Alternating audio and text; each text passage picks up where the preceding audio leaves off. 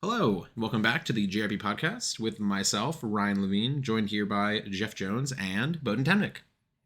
Hello and happy New Hey, Year. Yeah, Happy New Year. first pod of 2024. So we are pretty much going to make this a big ban list, not even review, more of just a discussion, and that'll be the TCG Forbidden Limited list, the OCG, and the Master Duel list, and our opinions on all of them. I think our opinion on the OCG list, we're probably not going to even talk about it that much because none of us play like that format. So I don't think our opinions are even like too relevant. But it's just kind of interesting to look at the differences between the formats, I guess. But so first, let's talk about the TCG list, which was a big one, and I will say, Jeff predicted like too much of it, like too much. I think last pod we've at the very end said, well, maybe there'll be a list before the new year. We're not going to record another one, so let's just real quick knock out some predictions. And we said Guido Kelbeck is sold. We all agreed we wanted those cards banned. Crazy. Mm-hmm. I think the only card that we agreed we wanted banned that didn't get banned was like Calamities, like the Archfiend. I was saying before, like I would have if I had to bet on cards getting banned.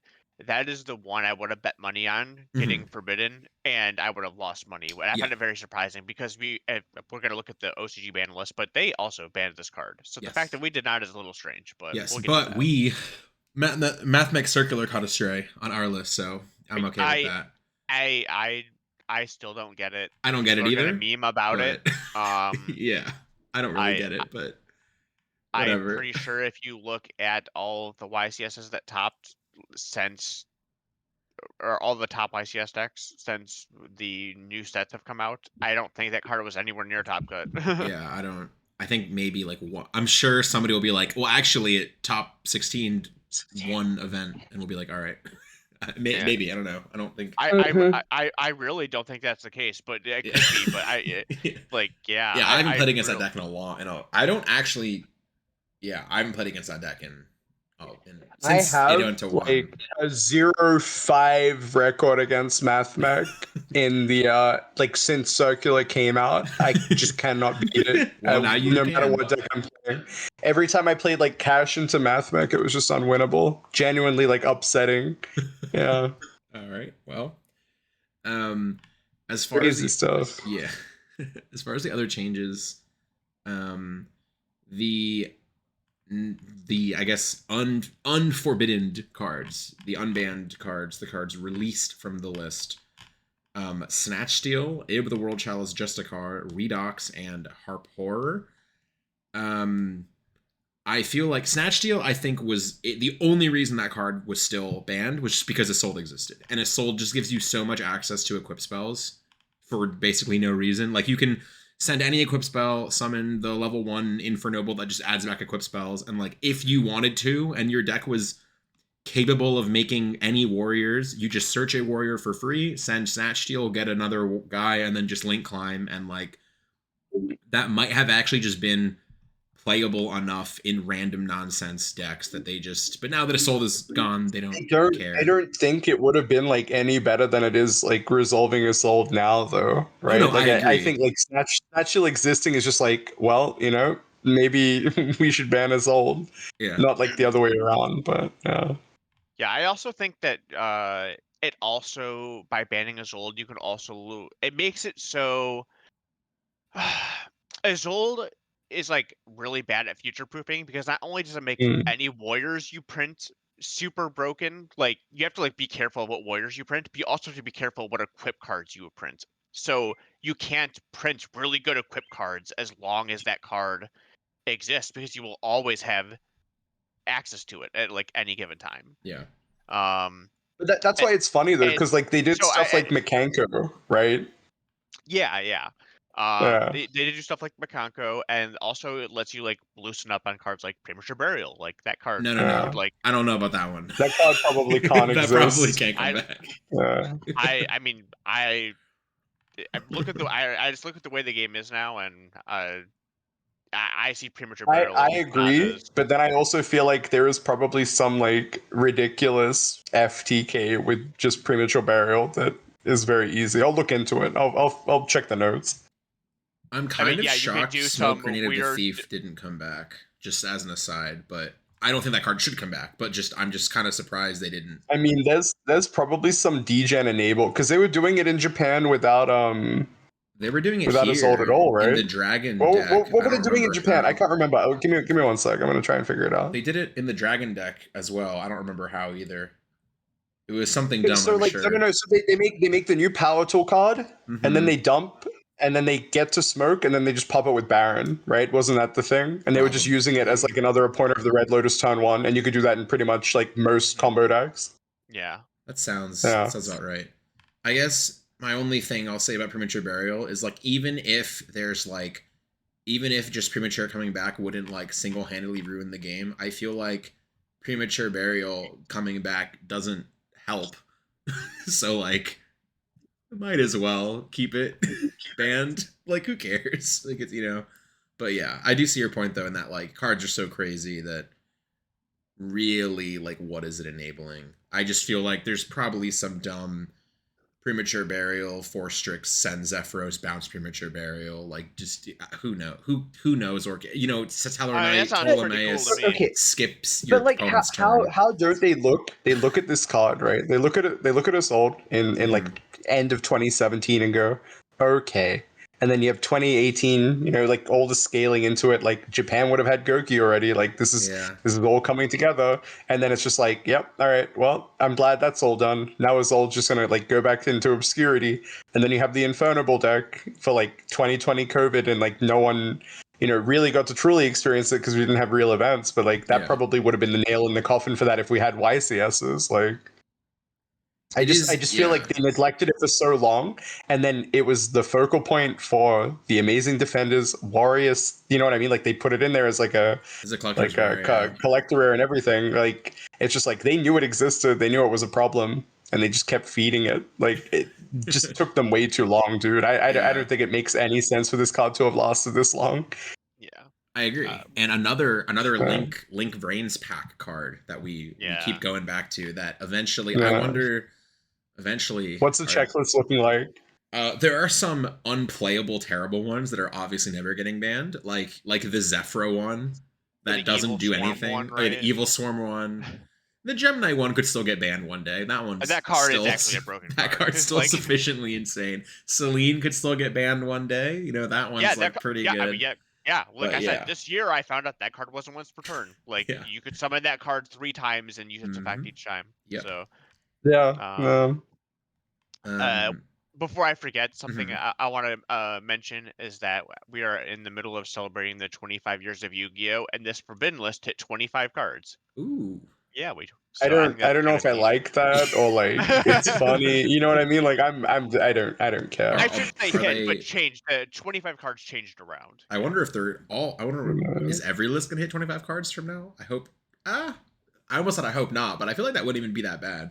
They actually. I like drastic I'm convinced you could do it. You could genuinely do it. Is as drastic as a change as people would like. You see all these cards, but like a lot of these cards, you're like, okay, this doesn't matter, right? A lot of these cards don't matter right now, but I think some might have implications later, and we can definitely. Which like okay, so as far as like the unbanning Redox, who cares? All the Dragon Rulers are unfortunately. It's been 10.5 years.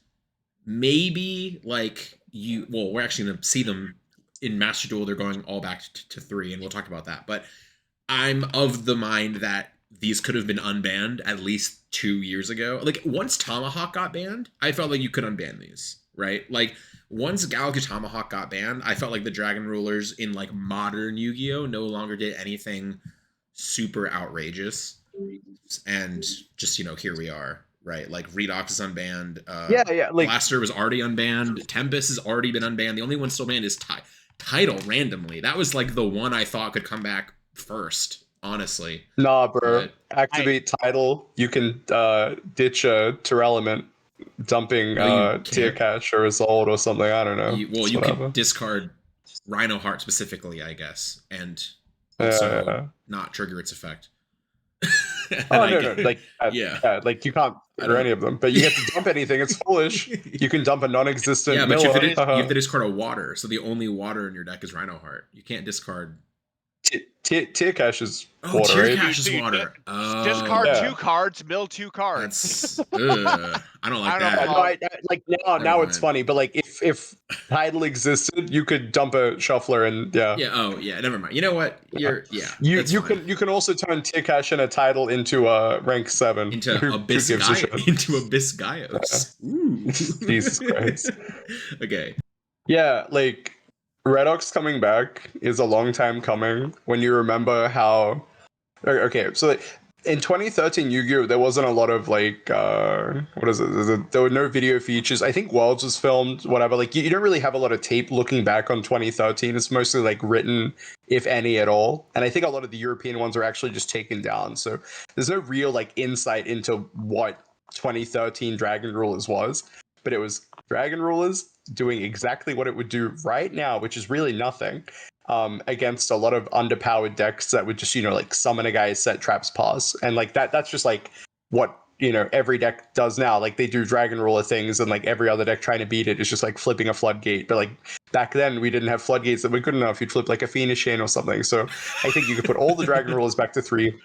Outside of the very obvious, like something like Tidal is going to enable something eventually and just not be fun for anyone involved, or it probably won't. It'll just be a bad card in a deck. Like we said in tier, like it'll do something, but now you've banned all the good cards you can dump in tier. So what's the point?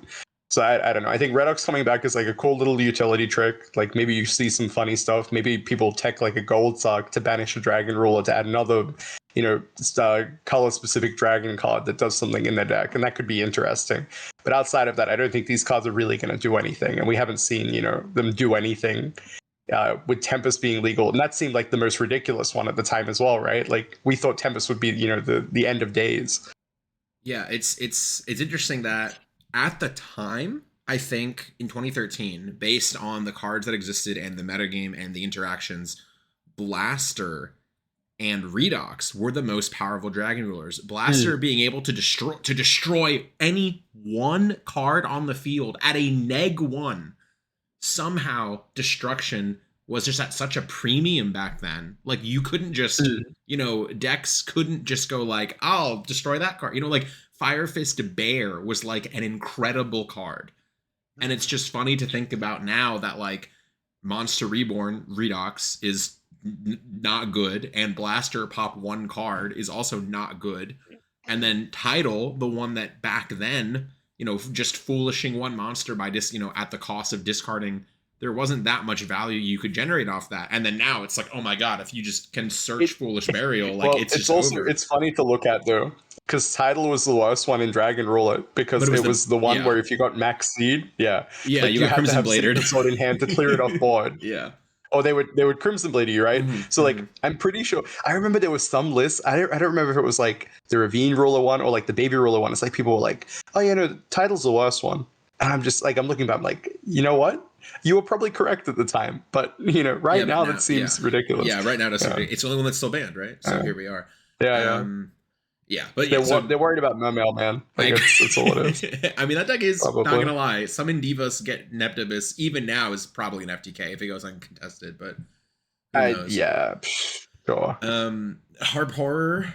I think so many people want to make this deck work, yeah. And I just do not think that it is not the goo. It is like I just think like it's been 5 years of power creep, right? Since it is so many moving parts. Yeah. And I just don't think it, because the thing is like that Orcust deck wasn't even facilitated by like the Orcust cards being good. It's like every other card that paired into it was just like perfect for the Orcust deck at the time. Like at the end of maybe like 2019, right?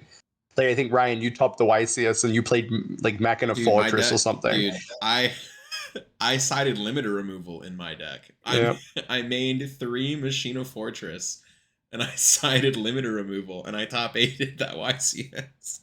That deck was a pile. I think that was also because of like, as you said, the cards just did so well. Like Gizmek, the Gizmek Orochi, the 2451 that can summon itself. That card was just good. Yeah, like the that Orcust card did so just much. Dumped it for free. Yeah, which yeah, and then like my deck, I played 3 Gizmek and I mained 3 Desires, and I just made it essentially like a Grand Maju deck. Yeah, But you would make like Zeraboros and Yes. kill them, right? Like that was a Mhm. big one, yeah. Yeah. Because we played a similar deck for YCS Sydney, and I know it was like it was well over 40 cards. I don't remember if we Mhm. got to 60 or not. It was some ridiculous amount. And then I just remember it was like, we're over 40 cards. We're playing 3 into the void, 3, I don't even remember if upstart was at 3, but as many upstart as you could play, as many engage as you could play. And it was basically just a good stuff deck in Mhm. 2019, which is pretty funny to think about. But like you try to do that now, it's like most of those cards are legal for that deck in 2019. The thing is, like, you don't do anything better than what a lot of these other decks are doing, and I think you're just weaker to like a lot of the hand traps that are available now, right? Like a lot of these decks just play a lot of hand traps. They'll play one card starter, and your deck is just a lot of moving parts to try and fit non-engine. So cards like Harp Horror, like it'll be fun. Like, don't get me wrong. I think it's really cool to Orcust cards are some of my favorite cards in the game. But Yeah, I really like Orcust cards. like, yeah, but like what else are we doing with I them? don't think it's Sadly, enough, we get yeah. Dark Locked, and then what? Yeah, I don't think it's enough. Yeah. And also back then, the only good cards in the game were dark monsters. Now it's like Yeah. the only good cards in the game are fire monsters. So Yeah, we'll like see. literally, yeah. Yeah. Yes, can I search these with my Sinful Spoils spell? Yeah. Can bonfire Bellstar is a dark monster. You can Sinful Spoils, discard Harport. That's actually probably an FTK in some countries. If you Bellstar, discard Harport, I guess you have to use your. Yeah, then you can summon Jet Synchron, and then we can start making other stuff like that. Yeah, sure. Yeah, like, maybe. Who knows? Honestly, probably. Maybe that is a deck people have tried, and we've just not seen it because it sounds awful. And the only events that are real are post Maze and Phantom Nightmare. Yeah, for sure. So, Ib, and I want to keep this one kind of short because we spent 20 minutes somehow on like Redox, but whatever. Anyways, Ib, I personally think this card is of extremely comparable power level to Danglong, and that card has done absolutely nothing. So I just don't think this card. Yeah, like that's Ib is going to be another pet card. Yeah, right. It's like just people are going to try to make it work, and it just won't. Yep. Yeah. So that's all for the previously forbidden, now unforbidden. Let's talk about the new limits. And let's, Airlifter, Shrivara, that's just good decks got a key card limited. I think Shrivara being limited, I've talked to a lot of people about this. I do not think that was correct. But do you think that deck is also unplayable now? Sure. I was talking to actually depressing. Yeah, I was talking to Joey yesterday. He was the guy that won YCS Richmond with Unchained, and I basically said, I vaguely know what these cards do. Was this the one that does a lot? And he said, I think if they banned Tour Guide, it would have not been as bad as them limiting this card. And I went, oh, no, quite literally. I think there are other not as good engines you can play instead of Tour Guide. And this card, he was like, you tried to end with it in your hand and under your guy as a material, and you probably sent one to the graveyard, and now you only have one. So it doesn't, you can't do anything. I'm like, oh, okay, fair enough. Shrivara basically helped you invalidate a lot of the issues that the deck had, right? Mm-hmm. Where it's random points of interaction when you're trying to pop a card. It's having Shrivara just ignores that, and it also just helps you against stuff a lot of these decks ending on SP, right? You could have these weird combinations of 3 cards to beat an SP to get the game going. And now you have less pairings of Shrivara, maybe a trap, and then another enable. So your opening hands are going to look significantly worse. And I know Jeff and I played this deck, and we noted, and Jesse said this as well, after the fact, because he had his crazy run with Unchained, and you can never tell him otherwise. But you have the hands that are 4 cards because you have a double up, right? So you'll have 2 copies of a normal summon or 2 copies of a card like Shrivara or something like that. Obviously, Shrivara not to the same extent. Or you have the Requiem, you'll have the Dark Contracts and all of this stuff. And now it's if you take away a card like Shrivara, anything you add to replace it would have already been in the deck. So where do you go from here? It's do you just take 2 Shrivara out, put your deck to 40, and just roll with it? I don't think it's gonna work out. you can try put more copies of Rakea. I don't know. Yeah. I was talking to Pack about it, but I think it's just a pipe dream to get this deck to work with only one Shabara. I understand why they probably did not do this right away, but I also think this deck there are some times where your hand is literally just especially going second, where your hand is just like 3 cards. Yeah. Because you'll draw things like Deity Vice King Requiem, or you'll draw the blue dog, Shayama. Even the normal summon double up, And so like that was a big even, issue, right? yeah, You draw or if you Sarama and draw, Rakea, like or even like Phoenix Shriner Warrior, or yeah, yeah, that's a like big one. that. Yeah. And so many things have to be paired correctly. And I think the reason why where I was going to get to is I think if Pot of Prosperity was not at 3, this deck gets significantly worse. And I think the reason why you can make some of your hands work is because of this card. And I think if that card just like went to 1, I don't think you would have to like hit any of the cards in this deck, at least in its current form. I don't think this deck would be able to compete against like the fighter decks.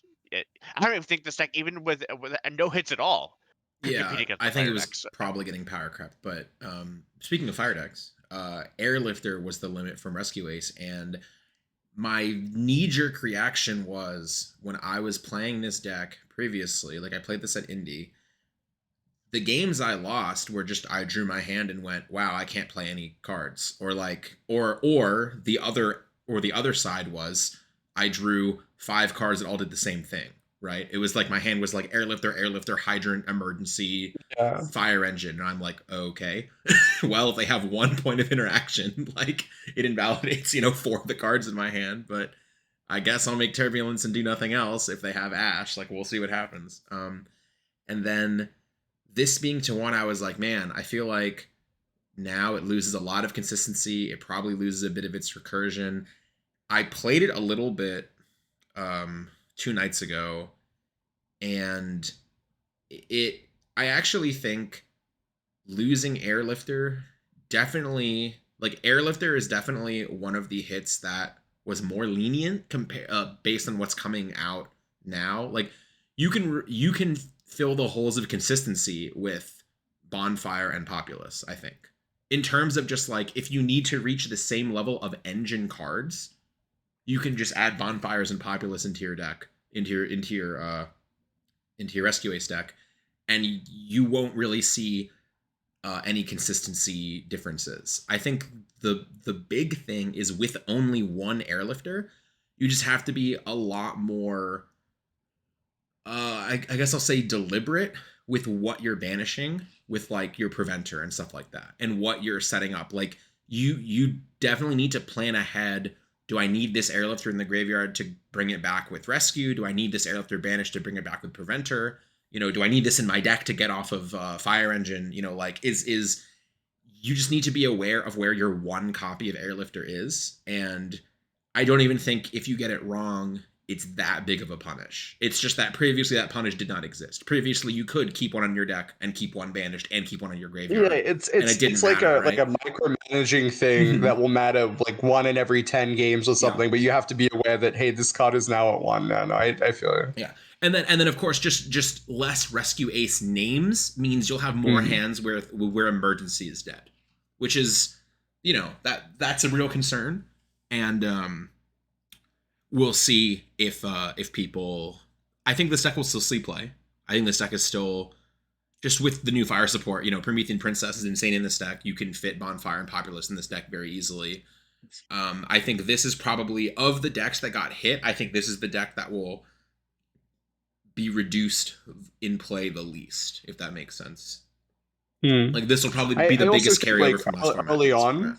I think people will gravitate towards the Rescue Ace deck if they haven't really put the time into the Fire King deck, right? Sure, yeah. Because Rescue Ace was just a thing for the last however many, like even pre, Sinful Spoil stuff. Yeah. Max and others were playing the Rescue Ace deck, right? Like it's a deck that people like. It does one thing, it does it quite well. You add the new cards to it, it still does the same thing. Like maybe not as well, but to this similar extent. So it's like familiarity, I think, will be a big thing. Like maybe for Vegas especially, unless something comes out of the UDS or Costa Rica. Yeah, I definitely agree. Sunavalon Dryas and Sunvine Healer. This A was deck for Europe, I that think. will never, Yeah, that a never deck- does well uh, here. yeah, and it never will do well anywhere ever again. I don't even really want to talk about, like, I can't imagine limiting 2 extra deck cards. I cannot imagine this deck is still playable. Like, without even really knowing 100% of The all of its intricacies, I can't imagine.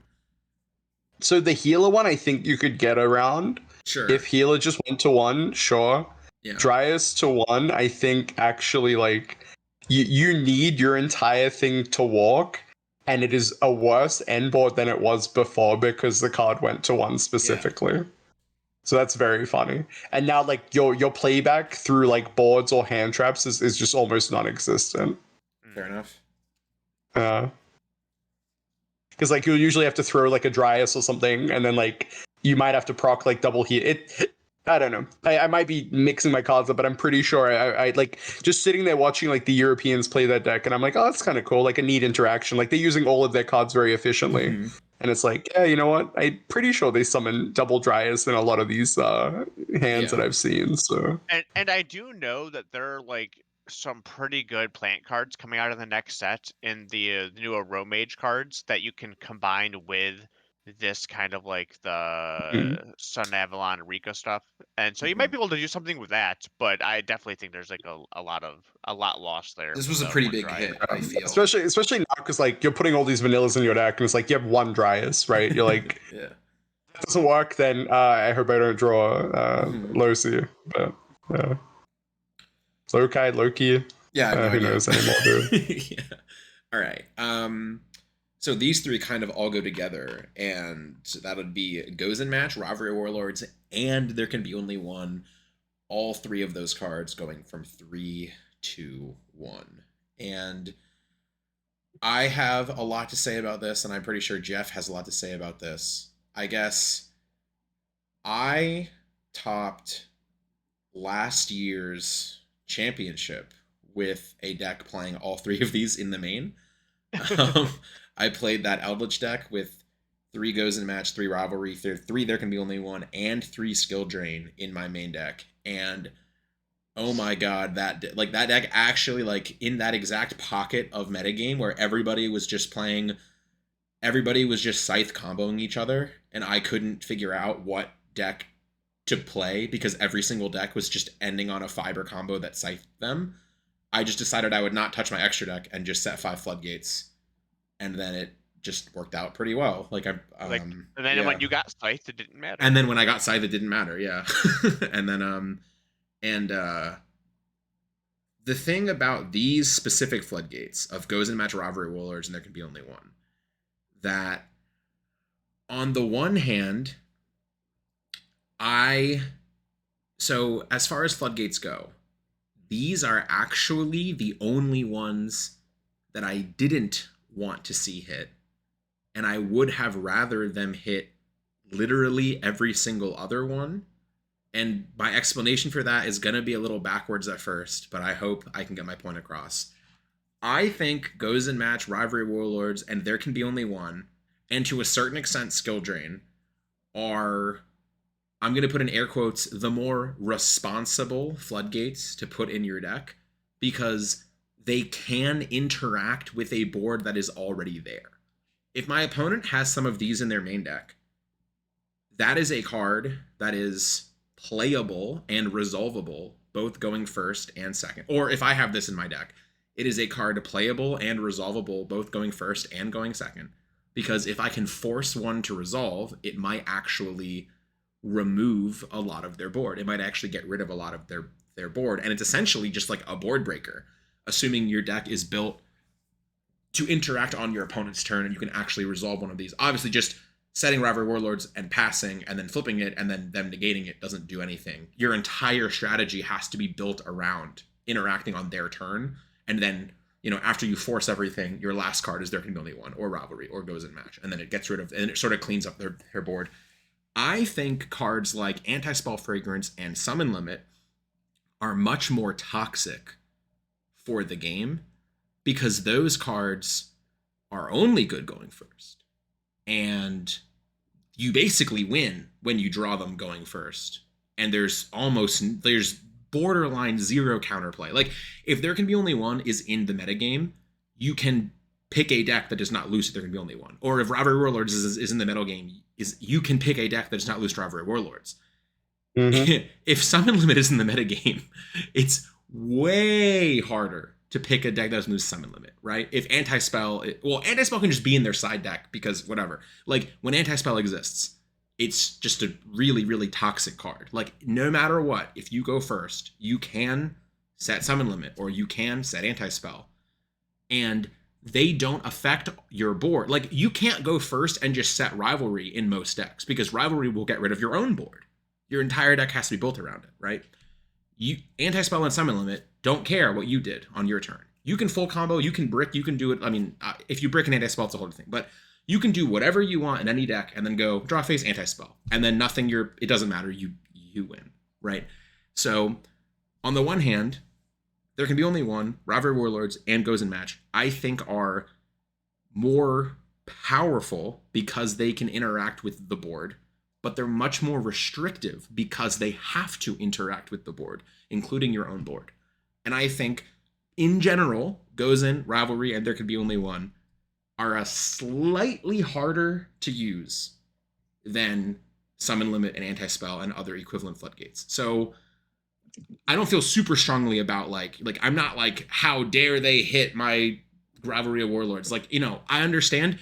I would rather have all of these cards gone. I just think if you're gonna go after the floodgates, I would have rather them hit Anti-Spell and Summon Limit first and then get to these later.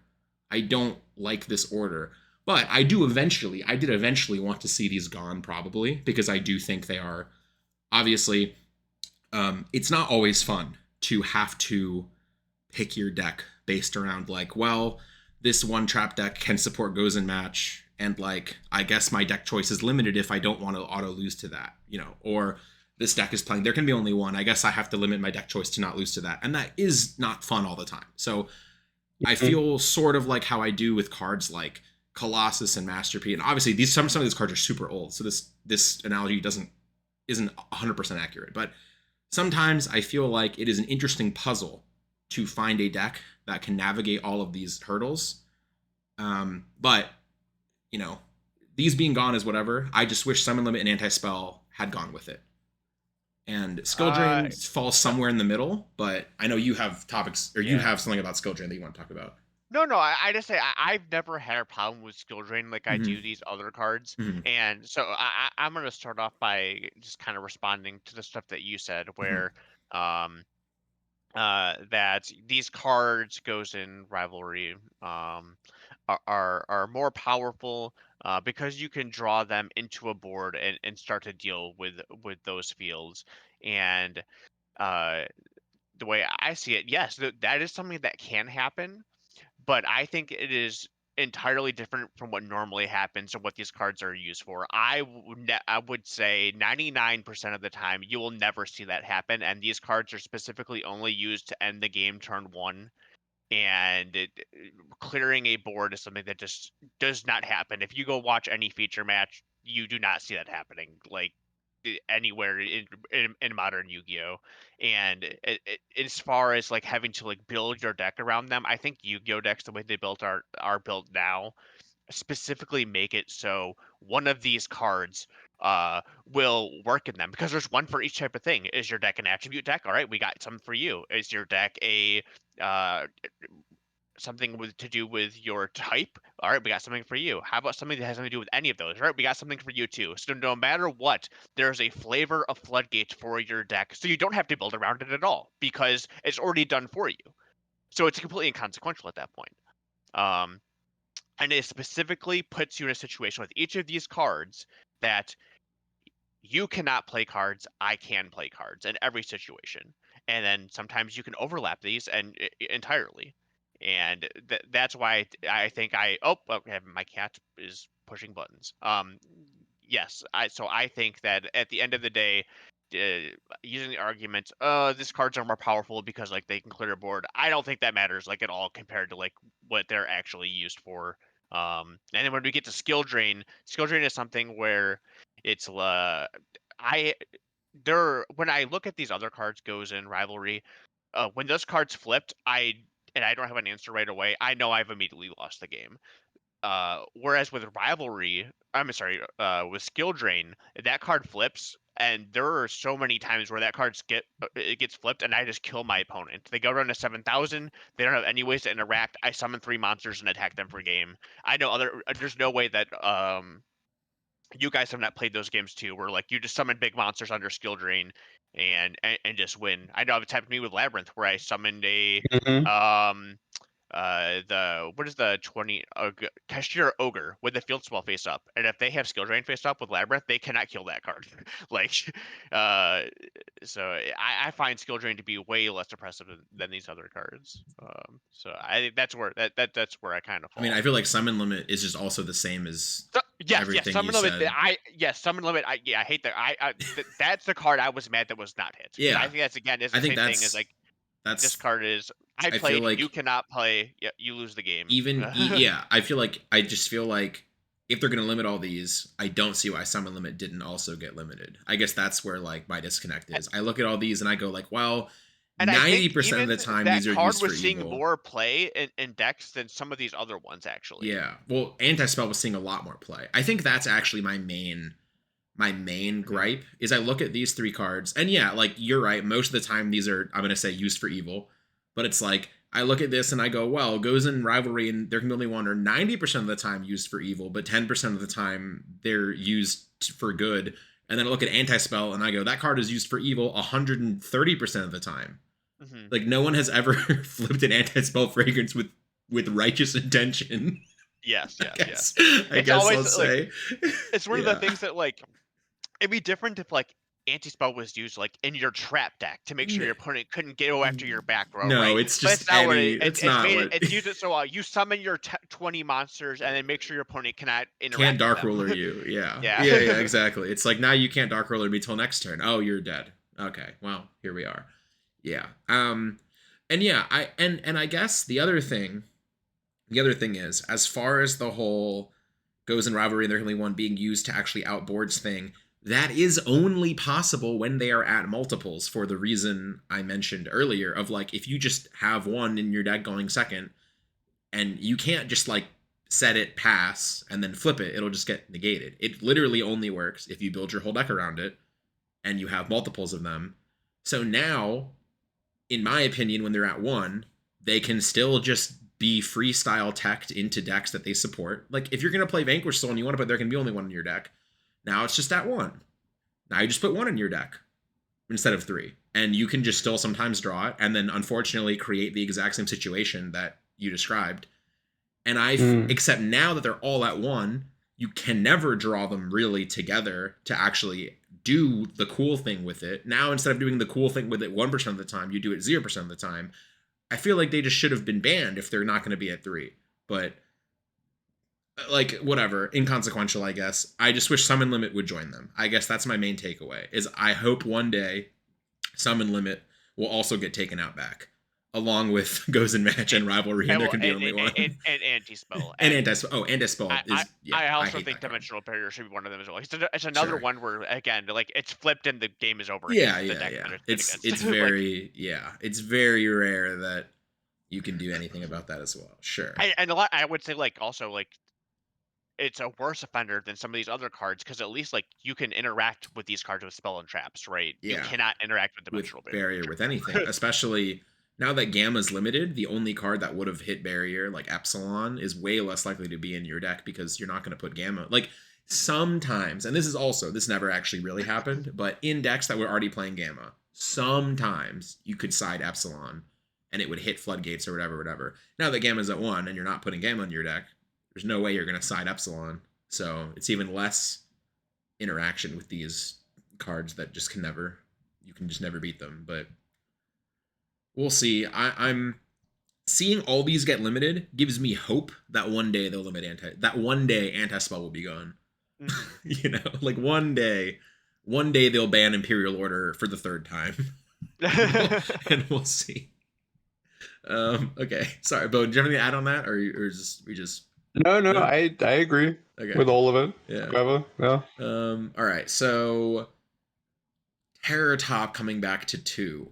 I think we all have very different opinions on this based on what we've discussed previously. And I think since Jeff and I talked so much in the last one, you should start, Bohdan, on Terror Top. What do you think about Terror Top? What does it mean to think you? it's gonna do anything. I don't know. Why? I genuinely don't. I don't think it's gonna change anything. Like that card at 2 is the same as it being at 1. Yeah. I don't think it's the same as being at 1, but I also think it's I don't think it's way gonna like do anything. sure. I don't think any deck right now yeah. can play it. I don't see any deck right now that wants Yeah. it, but I don't think that means no deck will ever want it. And like I think it being at 2, So I feel that way about potentially cards later. like Tour Guide as well. The issue is like those kind of cards are very specific in the role that they fill. And I think that when you get to the point where cards like that are just like super duper playable and good, then there's probably something else that needs to be fixed. And then Terratop inherently just gets hit again anyway. I don't know, man. Well, Like, yeah, that's I don't the think that's a issue, card right? that needs to exist at 3 and be like good. I think the game needs to be slowed down for a card like Terratop to be crazy again. If it's crazy in the modern era, something's really wrong. Sure. Right? Like, Yeah. what were we doing with Terratop? What was the craziest thing we were doing with Terratop? Making Dante, making Invoker. Now what? Okay, well, What do we do Invoker is now? pretty good. Like that one's pretty Invoker good. back then, I agree, was very, very good. Yes. The zoo cards were it was a different breed, right? Yeah. But like after the fact, you look at a card like Terratop, like people played it in the Phantom Knight deck, like towards the like again during COVID, like yeah, you played Terratop and Tekatomborg because you were coping that maybe your Phantom Knight deck did something. I don't know. Like it doesn't seem like it's gonna change anything. It could be at 3 and probably do the same. Like whatever. Yeah, I mean, we all agree. I don't think Terror Top to 2 is like a big deal No. at all. But something Ryan and I talked about is that we think the difference between 2 and 3 for a card like Terror Top is actually like a really big deal. And I don't know if you wanted to talk about that, Ryan. I think it's just based on like the I don't know. I'm actually not sure if I think opportunity cost is probably correct here. Like the opportunity cost of like you're putting Takatomborg in your deck, right? And there's a cost associated with that, and that sometimes you will draw Takatomborg instead of a better card, right? And when Terratop is at 1 and you're drawing Terratop equally with Takatomborg, I personally don't think it's worth it to put one slightly above par card. I will call Terratop a slightly above par card. It's not a bad card. It's not a crazy insane card in the modern day, but I don't think it's worth putting a slightly above par card in your deck at the cost of putting an unplayable card in your deck. Something I want to point out is a unsearchable card. Yes, So, and a singular copy of an unsearchable. Yes, a singular unsearchable card. Has to be supported by another singular card that is bad. And when you have 2, now you're twice as likely to draw Terratop as you are to draw Takatomborg. Now, like, there's a conversation to be had of like, is this worth it? Once you have 3 back, then it becomes far more reasonable. You're giving up a lot less you're putting 1 bad card in your deck in exchange for 3 good cards in your deck. That's a good deal. That's pretty good. I'd love to have 3 good cards in my deck, but and we'll see if this does go to 3, then we'll I don't know, then I guess we'll revisit it. But right now, I think the only way Terratop would be like, I don't see any archetype that is like really hurting for what Terratop can bring to the table, which is Cherubini or I guess what's his name? Breaksword. I guess those are probably the 2 most like reasonable ones, right? Are like Cherubini or like or I guess Totem Bird also. Like maybe there's a world where you play Totem Bird and Breaksword. So going first, it's a spell negate. Going second, it's a it interacts with the board. And I don't think there's a deck right now that like is So, mid-range I enough for don't think that there'll to be be a deck real. for a while. I'm sorry. I genuinely don't think it's What? gonna be a while for something like that to happen. No, I agree with you. So if there are 3 copies of Terratop, I'm just gonna point out some cards that I think that are cool with it, because there are some good Yes. ones I think that are overlooking, and one of them is Bamboozling Salamangreat Gossip Shadow. Mirage Stalio, which is a Oh, generic, Mirage actually. Tally, that's a good one. So it's a way to not use your normal summon to start your Yeah. combos for the Mhm. Salamangreat deck. And then you have the Gold Pride Chariot Carry, which is a generic 3 that basically lets you like search and draw a card at the same time. Yeah, Before that you card would is want good. that card it's a very strong Yeah. and then the new Exceeds Armor Torpedo card, which we talked about before, I also like that which card. is another card that Interesting. lets you detach 2, draw 1, and then upgrade it, search your deck for another card, and you get to do all of that without using your normal summon. So I think no, last thing, because it's going to be relevant soon, is the new Goblin Rider deck, which has a generic uh, rank 3 monster. So it's another way to get to the goblins. I think this is also a push towards goblins. OCG also got Terratop put to 3, Oh. and Ooh, that's interesting. and so I think that well, was it OCG or was it Master Duel or something? Somewhere I think it went to 3, didn't it? I don't know. I No. will. No? Am I just crazy? Maybe. It's at Terratop, 1. It right? says it's at 1 in OCG still. Okay, It's I swear. unlimited in Master Duel. Okay, Yeah. it's unlimited Master Yeah. Duel. Oh, Okay. it's Master Duel. Okay. Okay. Oh yeah, Well, it just got. We're gonna get to that with the Master Duel list. Yeah. But okay. yes. But I think also the Goblin deck is like a decent deck. It reminds me of more of like a modern age Burning Abyss, but I think having more Terratop is like a push for that deck, because that's a deck that also can use Tour Guide because there's a Fiends involved. Mhm. But those are just if this card goes to 3, there are like actually quite a few decks that I think would play it, and so I don't think it's just like, oh, well, deck can use this. Nothing. I think Yeah. there's actually like it'd be pretty good, but not used for evil at all to do like some crazy Sure. combo that you just can't interact with. I think it just does cool things. Something else I 4 want to cards. point out also is that currently in the TCG, we still have Fenrir at 3, and I don't see that changing. I think it is so funny that card was the most played card in Japan and got banned. And in the TCG, we literally just don't play it in anything. And I think that is so funny.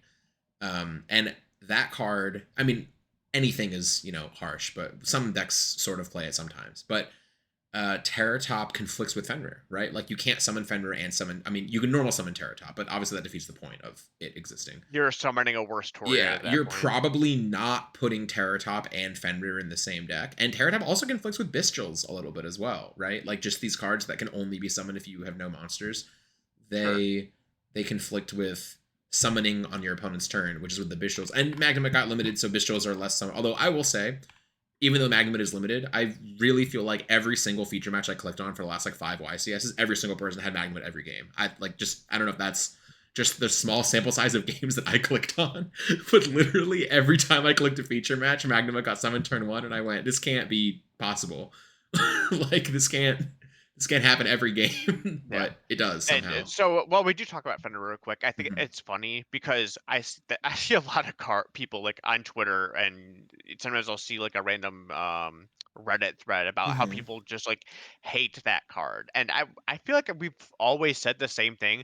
When my opponent summons Fenrir, I'm like, okay, worse things could have happened, especially like when people were playing the Cashier deck in general, but it is a strong card, but Yu-Gi-Oh is filled with just like super strong, crazy cards right now, and I don't think Fenrir is any different.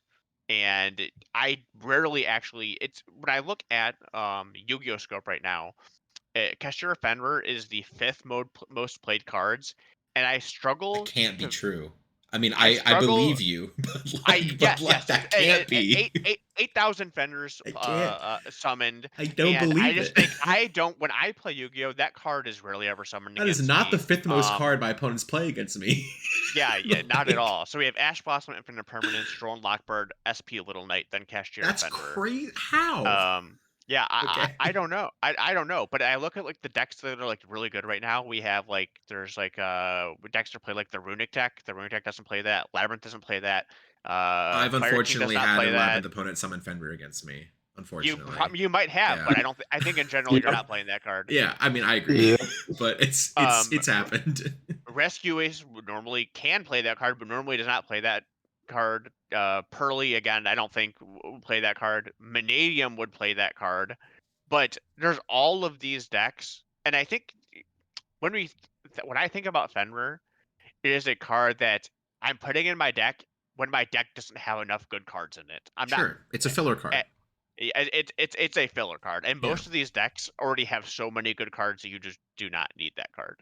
Yeah, and that's because the last deck, other than actual Kashtira that I played Fenrir in, was Vanquish Soul, where because that deck quite literally needed a filler card that could be an Earth monster or a Fire monster, and Fenrir, it on the field did not even do anything to contribute to why you played it. You literally played it because it searched an Earth or a Fire monster, Yeah, which randomly is the niche that deck was missing.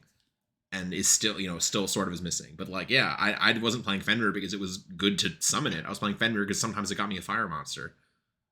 Which I definitely think. And as more of these cards, if Terratop, and I guess this leads into our next card from limited to semi-limited, Pankratops.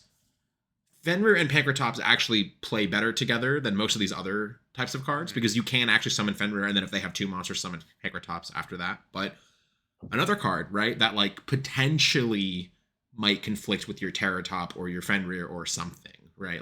I'm a big Pankratops fan. I I'm like pretty happy Pankratops. this card Pankratops is is a cool new. guy. He's like Pankratops is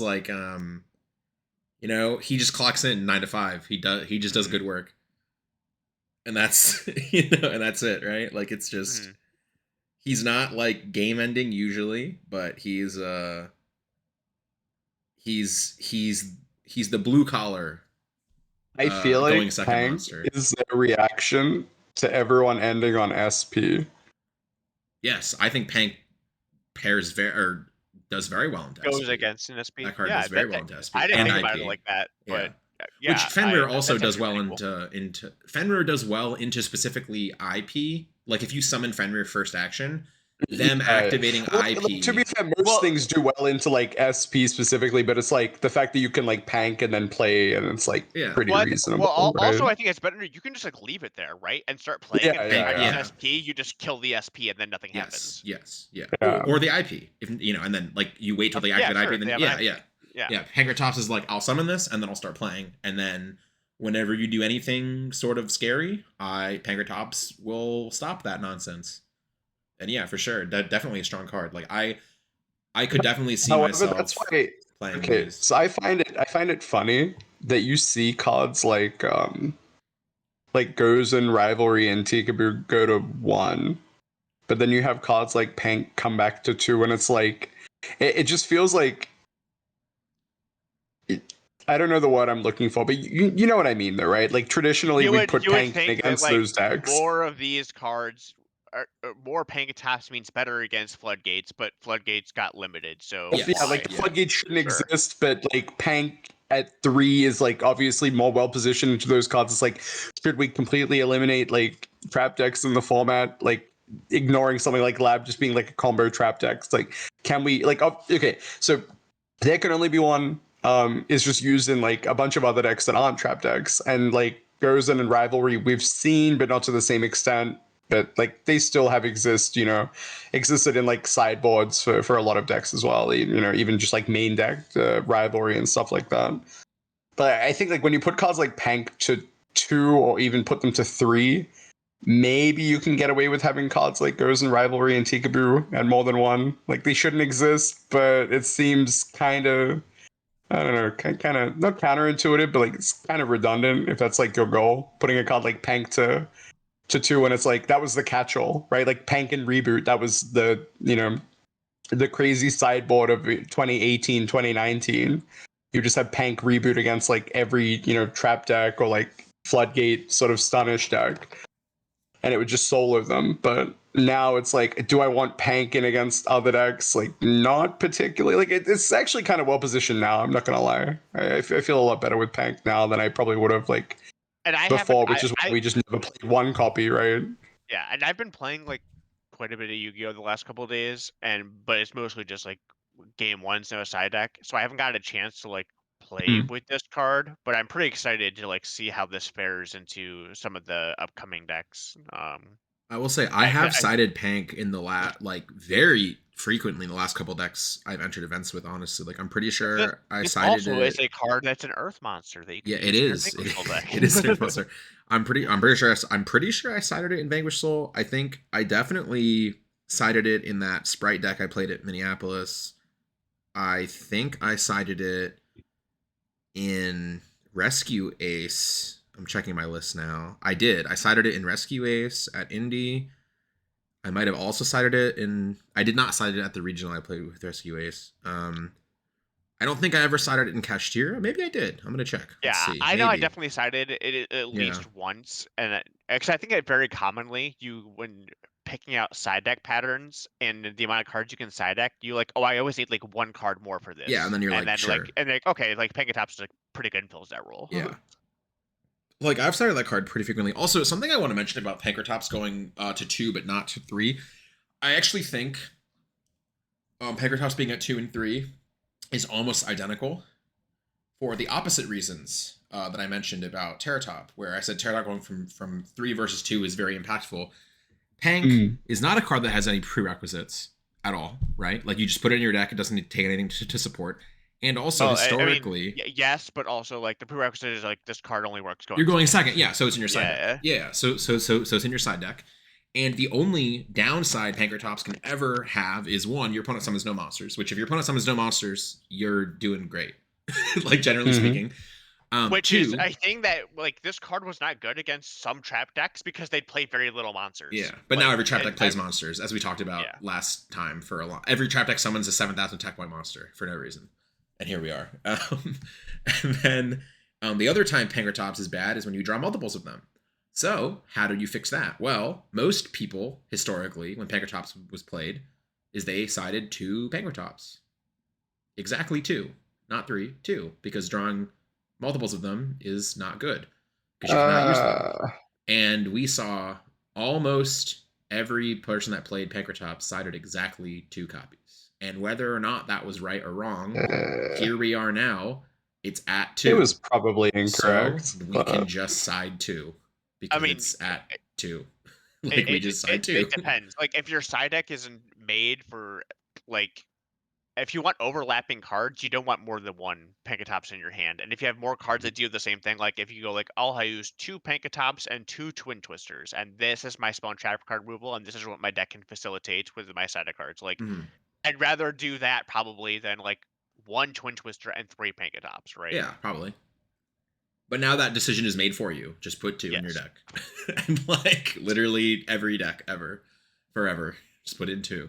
And that's why it got hit for some reason. I don't know if this is even like still a thing, but for a long time, Konami just like hated staples. And just like if a card was played in every deck, they just limited it for as if that did anything. And like Pankratops was just, there were 2 Pankratops in every single side deck in the room, and they just said, now you can only have 1. And then every deck in the room just played 1 instead of 2. And here we are, finally, many years later, it's back at 2. Every deck in the room is going to have 2 now, I guess. And like, sure. I think Pankratops is a good card to exist. Dino Wrestler support. Yeah. Yeah, new dinosaurs, haha. I think Pankratops is an extremely specific. So I think Pankratops, when it was limited, it's one of those cards that when it was limited, felt bad.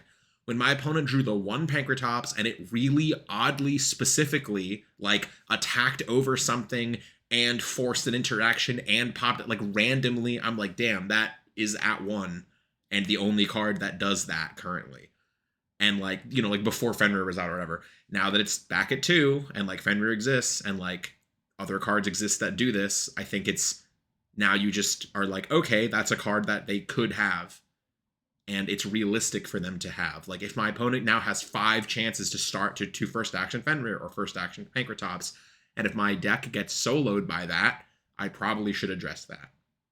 And I think that's always better for the game when there's like, you know, when there's a higher chance of something happening, it's more reasonable to prepare for that thing to happen. And here we are in the good timeline of Fenrir is at 3, Pankratops is at 2. If they want to, they can build, their side deck can be 3 Fenrir, 2 Pankratops, and if your deck loses to that, you get destroyed. So make sure your deck doesn't lose to that, I guess.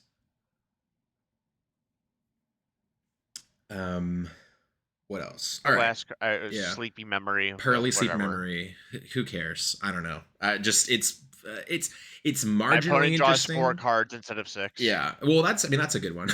It's marginally interesting because of my like going from 3 to 2 specifically because of my friend Purrely can no longer reveal 3. Now it has to reveal Delicious Sleepy, I guess. Maybe. And then sure. Like I'm sure it changes the deck a little bit.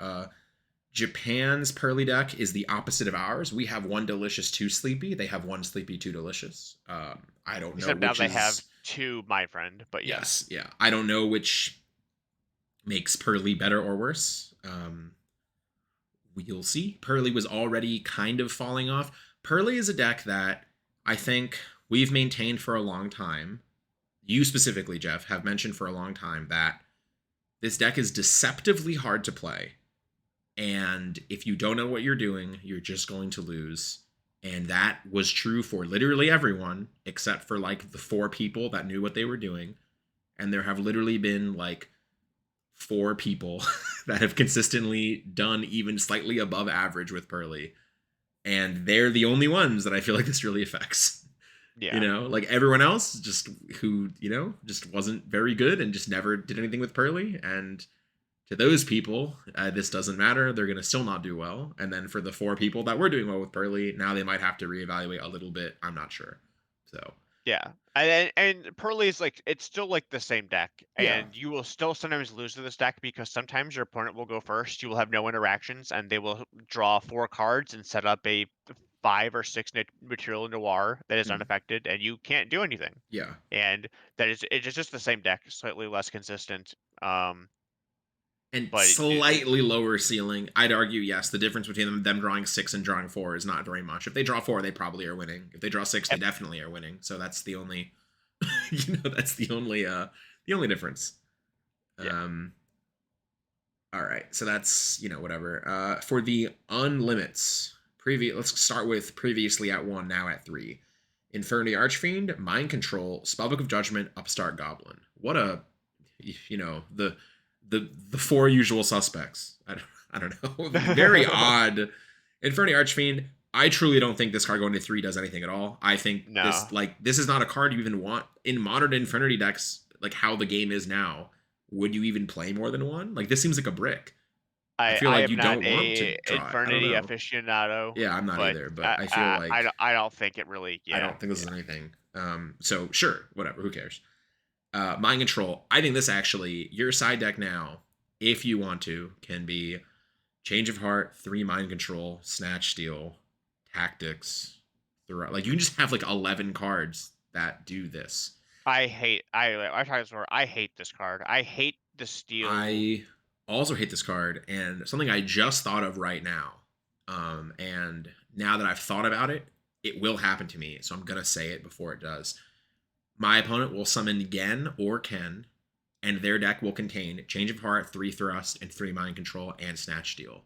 And they're going to, and Tactics, and my head is going to explode. And that'll be it. They will go, Ken give you Gen, I'll go, okay. They'll Mind Control it, they'll give me another guy, I'll go, okay. Then they'll Mind Control that one. And then I'll die. And I'll go, wow, this was great.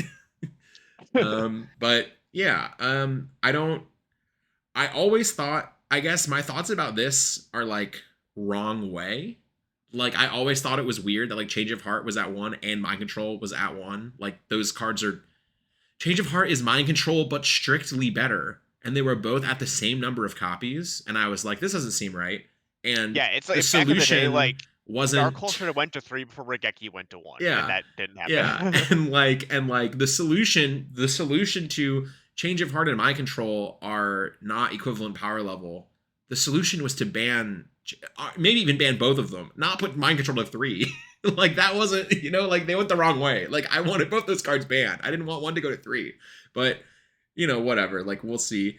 I think it's like targeting control changing is way weaker than what Tactics does. So it's whatever, right? Like there are so many cards like SP. I mean, I say so many, but like SP, IP, Emergency. Like getting rid of the card they target. I honestly feel like Econ is better than Mind Control just because it's a quick play and like letting your guy dodge a lot their of targeting. times, It's just so yeah. So maybe this doesn't even matter. Maybe I'm thinking about it the wrong way. Where like if I'm like tilted that this card's going to 3 when it doesn't actually matter because I've never considered putting this in my main deck, but I've considered putting Econ on my main deck like 100 times. Maybe I'm thinking about this the wrong way, and this card is fine. Like who cares? But we'll see. Something I want to point out. We're talking about the Gen and Ken thing and Mind Control and all this other stuff. Is that again going back to this next set with the Goblin deck? They are a rank 3 deck, and one of their if you do like the Gen and Ken thing, so like you go Gen, Ken, take your guy, use the effect, give your opponent another one, make a rank 3. The Goblin rank 3 says if it's a C summon, you can add a Goblin monster from your deck to your hand, and it says if a material is attached from a monster on the field, you can target one other face-up a monster on the field and attach it to this card as a material. So then you can also take the monster your opponent gave them, so they still have nothing. So you're able to like summon all of your monsters, make this rank 3, and then steal the other monster you give them. So at the end, you just get all the cards and they get nothing, which is kind of cool. But also, we've talked about how Gen and Ken are like probably pretty toxic cards in general. So yeah. And I'd argue sometimes just leaving it on their field is better because they can't evenly you or imperm you or summon Fenrir or summon Pankratops or anything. Well, Pankratops just requires your opponent to have more. Oh, that's true. Pankratops they can't summon. They can't summon Terratop. Yeah. Sorry, that's what I meant to say. Yeah. I'll give you Ken so you can't summon Terratop. Yes. Anyways, yeah. I mean, yeah, we'll see about that deck though. I feel like that's not the strongest deck coming out of that set. But nope, more we'll fire see. cards. Yeah. Surprise. Spellbook of Judgment. I cannot believe it. This is my, I think this is my this was like the first card that got banned that I was like, wow, this card is the best card ever. Like it makes so much sense this card got banned. Like this, I don't know, man. You had to be there. Like for anyone listening that like didn't play Yu-Gi-Oh in 2013, like when this card came out, like this card was so astronomically above the power curve of any. When this card got printed, I did not think there would ever be a single Yu-Gi-Oh card ever printed as strong as this card. I mean, just like thinking about like I'll add 10 cards to my hand in the end phase. Like this card dude. I'm even just thinking about this is so ridiculous. Just like this is, you had to be there. Like you had to be there in the trenches.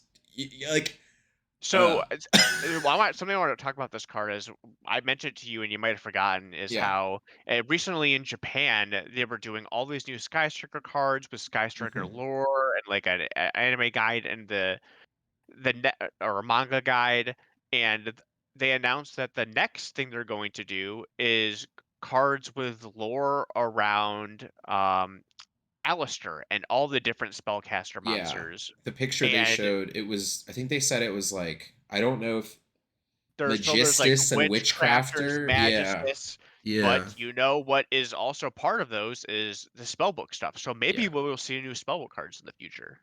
I think, I'm not gonna lie, every single time somebody talks about Spellbook of Judgment, like any of the YouTubers or anything, and they're like, ha ha ha, this card searches 7 bad cards in the end phase, I literally ball my fist and I'm like, you weren't there, man. You weren't there. Like Like you never had your opponent summon a Jowgen and search 7 spell books, and you look down at your hand of 5 dragon rollers you couldn't activate. Like, you weren't there. And none of them were a blaster. Yeah, and a none fire of them were monster. blaster. Just like, oh my god, you never had your opponent normal summon Defender the Magical Knight, summon Jowgen from their deck, and set Spellbook of Wisdom. Like, oh my god. Ugh. Anyways, yeah, obviously this card is not as strong as it once was, right? Obviously, No. like, just in terms of like the tempo, like the speed of games has gone up so much that like you can just, if you spend your like Spellbook of Judgment on the turn that is activated, more or less does not develop anything.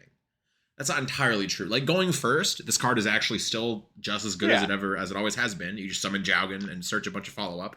If they can't kill Jowgen, then they lose because you just searched every card you need to win, right? Like, you can lock them out of the game forever. I'm not entirely convinced that I would be using 3 Spellbook of Judgment in a Spellbook deck. Yeah, I agree. If new Spellbook cards came out, I don't know Yeah. if that would be a correct thing to do. I agree with you. I don't know if I would play 3. I agree with you. The jump from 0 to 1 is astronomical. The jump from 1 to 3 doesn't seem that, like, it's already searchable by, so the only, well, by 6 actually cards.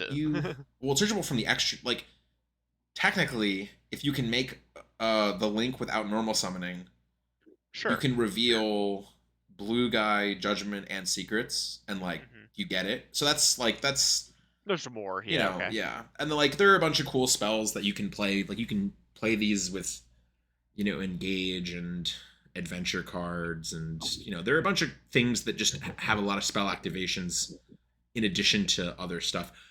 I think it's funny to think about that. The very first time you Droll and Lockbird was popular was against this card. Like, Spellbook of Judgment is the reason Droll and Lockbird for the very first time saw play.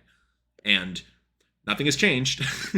Like, if you get drolled, this card still sucks. You know? Like, you're still gonna get drolled. So I think this card being good definitely hinges on if we get more modern Spellbook support. And if we do get more modern Spellbook support, I actually think that deck has the potential to be very, very good, because there's a lot of spellcasters, a lot of generic good spellcasters out there. Like, Magician's Souls is a hell of a card, and definitely could see play with some more. And, you know, Alistair and Ecclesia, always always there. Nittier Servant, good spell card, also to get you another counter for Spellbook of Judgment.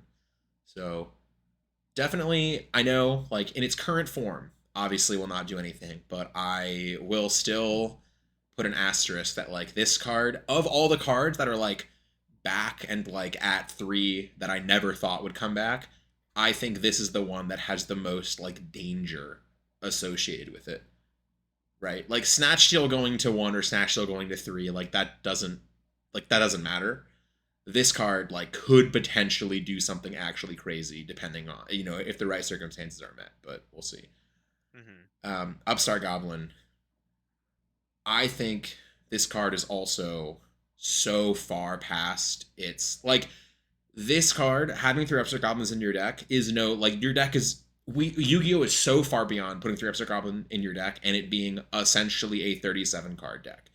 Going second, this card can get negated, which is hilarious to say. I don't think it will, but like, it can get floodgated. Like, there's anti-spell, right? Just hits this card for free. Droll and Lockbird makes this card unplayable, right? It's like, there are so many of these cards that are already seeing play that just incidentally will make this card literally unplayable. Pot of Prosperity is a card that is very heavily played, and you can't really put this card and Prosperity in the same deck. You can, but I wouldn't recommend it, right? Like, there are so many conditions that make you not able to play this card that did not exist in its heyday, that I don't think this is a card that should be in your deck. There are just too many things that can go wrong and just make it doesn't serve the purpose. This is a long time coming. Like, I think this card could have been at 5 years ago, right?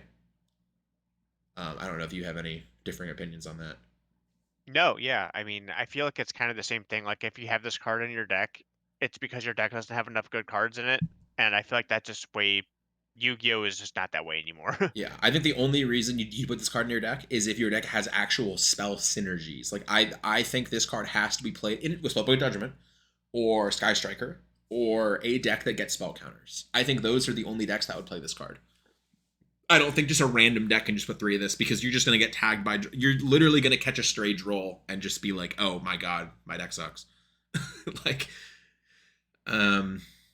yeah. From 2 to 3, Starter, Unicorn, I don't think these matter. I think Sprite is not great compared to all the fire cards. Like, this deck is power crap. This doesn't matter. I'm tired of Sprite cards. Like, I didn't want them to get more cards back because I just don't want to play against them. I'm just bored of playing against Sprite, but who cares? Like, this deck isn't good. Alpha's banned. It doesn't matter. Unicorn at 3. This should have happened last list when they banned Arise Heart, but sure. Again, I don't think it matters. I don't think Kashtira as a standalone deck is playable and in its current form. They've seen to that over the last couple lists. It's funny. You see a lot of people splashing, like, obviously, like, enough where it's relevant. In like rogue decks, they play some amount of Unicorn and then like some amount of Birth, and then just use it for like 2 bodies. Yeah. So they'll just like gen a 7, add a Birth, make something, gen the 7 back, repeat process. And it was like kind of cool in the tier deck because you would just like continuously cycle like tier cash turn after turn, but like it's whatever. It's like 4 cards that could just be anything else. I really rolls back to the upstart goblin thing of like, can you really not find 3 better cards? Like, I don't know. Yeah, I mean, I think it's also just all about these, like, any deck that is splashing Kashtira cards is probably going to be pretty fair. And I think we're about to enter a pretty unfair, or like, not necessarily unfair. I think the cards that are about to come out are just more efficient at doing the same thing. Like, I think any deck that can go Promethean Princess, make Whale is like getting bodies for free and like recurring cards way more efficiently than whatever you're doing with Unicorn and Birth in your level 7 deck. Like I just feel like definitely I agree. I like, I'm just saying more from the process of like this is just like a card that will exist. Yeah, and I think that's fine. I think that's perfectly fine. Yeah, and like there's no issue there, yeah, for sure. And I think that's cool. I think one of the cool things in Yu-Gi-Oh is finding cards like this where like random synergy, you can just be like, well, I'm gonna put Unicorn in my deck and I'm gonna summon it, I'm gonna search Birth, and like if I draw my other deck, or if I draw my engine, I just get a free link material with the Unicorn coming back. And maybe your deck has a random level 7 that sometimes normal summoning it is just fine. Like, what if you just put this in a Dragon Ruler deck or something, right? Yeah, like what if you just play... You can make Baron, you can make level 8, you can do whatever, like, yeah, sure. But like, what if you actually just play Dragon Rulers and you go Unicorn, search Birth, activate, normal summon Tempest? Like, and then you banish Unicorn for Tempest, and then next turn Birth brings back Unicorn. And like that's funny. That's not good, but it's funny, right? So yeah, I'm okay with this. I think like it doesn't matter, and it's funny, and it's like one of the cool parts of Yu-Gi-Oh where like this card's deck is like past its time, like it's been banned into oblivion, but like the pieces that made the deck are still solid if you can find the right homes for them. So that's fine. Pot of Desires to 3. So inconsequential, whatever. If they're gonna put this card back to 3, all I have to say is, why was this card ever not at 3? Like, if we're here already and it's just back at 3, literally, what was the point of it ever going to not 3? Whatever. That's the only thing I'll say about that. Is just like, I don't know what putting this card to 1 and then immediately next format putting it back to 2 and then it being at 2 for like a year and a half. Like, what did that accomplish? Mm-hmm. Like, and now it's back at 3, and like, we're gonna go in Master Duel. They just put this card to 1. What is, what is? I'm glad that they're putting cards like Desires and Upstart back to 3, because what it does is it makes those decks that like the Ryan decks that I like to call them, like your Alistair, deck is just getting these 6 cards that will fit in there, and like your deck might not ever be good, but now you have 6 cards to facilitate it being potentially better than it should be. Yes. Like actually though, because like that's just a lot of decks in the game. Like you have a lot of these like Evil Eye or something, like these standalone sort of strats, play off like one card, but then you have to like fill like your non-engine is usually just hand traps, and like when your non-engine isn't hand traps, it's just a bunch of cards that you sort of put in there because why not, right? And now it's like, well, at least now you can play Upstart and Pot of Desires in your Evil Eye, Alistair the Invoker of Madness, whatever deck, right? Maybe you put it in Vanquish Soul. Like maybe you put just Desires in Vanquish Yeah, Soul. like There were a couple literally, times that dude. we thought about that, right? Even and we're though like, Vanquish Soul got nerfed because they banned there can only be one, but it's neither here nor there. Oh no, my Desires banned my one copy of There Can Be Only One. How will I win now? You will not win. That's it's impossible. That is true. It did get nerfed. I had to think about that. Mm-hmm. But they did give me another our Earth list, monster. though. We spent a lot of time on our list. Yeah, well, I mean, our list is the one that affects us. I guess. Yeah. Let us speed run the OCG list because we don't play this. Let's just do a really quick one for the TCG one. Is there anything that you wish got hit that didn't? Calamity. That is reasonable. Okay. I think so. I agree. Yeah, calamities, and I think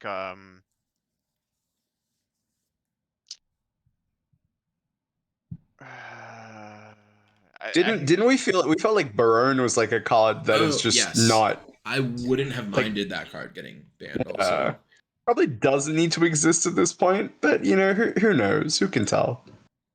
Yeah, I think calamities is the big one. I don't think we're gonna see a whole lot of that deck anyway, but it's just a card that like if you don't draw out to it and they just FTK you, you're just like, okay, why? Like, why?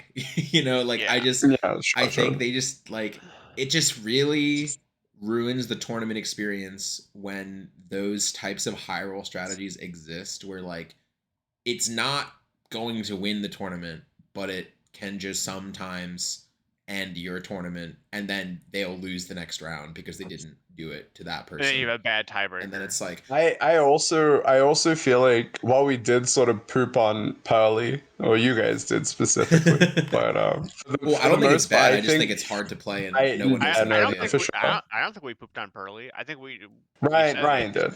It's just the same. It's just the same deck. It is the same. I do think though. I think Purrely is just like at this weird disparity of power level. And it almost feels like the Thunder Dragon deck, where like a small pocket of people are using it, but you know, more people were using it, and they were at least semi-competent. Boy, you wouldn't know the mess that would be there. I think Purrely probably needs to not exist. I think that's just like it's a weird deck, even though it is like skill intensive and like all the missteps do punish you. I do think the deck is particularly oppressive when it does get to play uncontested, and those ones don't require too much thought process. You know, you're not like when you go first and you're able to just like resolve. I think that is depressing. So I think a hit deeper than just Sleep Eater 2 would probably be required for that. But maybe that's a future process that they have to go through. I think Sleep Eater should have gone to 1 for what it's worth. That's I think the change that I'm okay with. On that. I think that's probably the extent of it though. Something. I know I said, all right, we talked about this enough, but I realized there's something that we did not talk about. And that is the fact, as it was reminding me, what card do we wish was hit and not hit? There were 0 Labyrinth hits on this list. Yeah. Oh, yeah, true. True. And Labyrinth is getting 2 new very strong cards coming out very soon. And I said this on one of the last podcasts. I think that you should just ban Coup Clock, which stops like a lot of the crazy stuff that you can do, but still does not stop the deck from functioning as a whole. So I think that's like a big thing, and the fact that nothing was hit after it's been good since it's basically Big Welcome came out, and the deck has been consistently doing fine or very good, and nothing was hit. Is like pretty astounding to me, honestly. Considering the decks that did get hit, like Mathmech Circular got banned. Yes. And like Labyrinth didn't get hit at all. Yeah, it's like what was going on with that? But oh well. I think we might see Lab get like a bigger hit if it does put up the numbers. Because it sort of fell off for a little bit and then picked back up towards the end of last format. But I definitely think not touching that deck is very surprising, considering that's like the deck that does the silliest stuff, right? Like I think we did have a bunch of feature matches from like big events, like nationals, European Championship, stuff like that, where like Eradicator would just it would resolve and the game would end. Twitter was really mad for a long time about those cards. Yeah, and that's surprising, like that they don't think that's an issue, but that maybe it's on it's on the to-do list. They'll get to it next patch update. Do you think there's a world? I think so. I know that in their current form, I don't think Labyrinth really plays like Floodgates like that anymore. I know in the past there were Labyrinth decks that played like Gozen and Skill Drain, and like those don't really seem to be what do well anymore. No, those decks are manageable. It's all the other stuff. Yeah, no. I was gonna say, do you think there's a world where like maybe in the discussion of the list where it's like, well, we're putting Gozen and Rivalry and there can only one.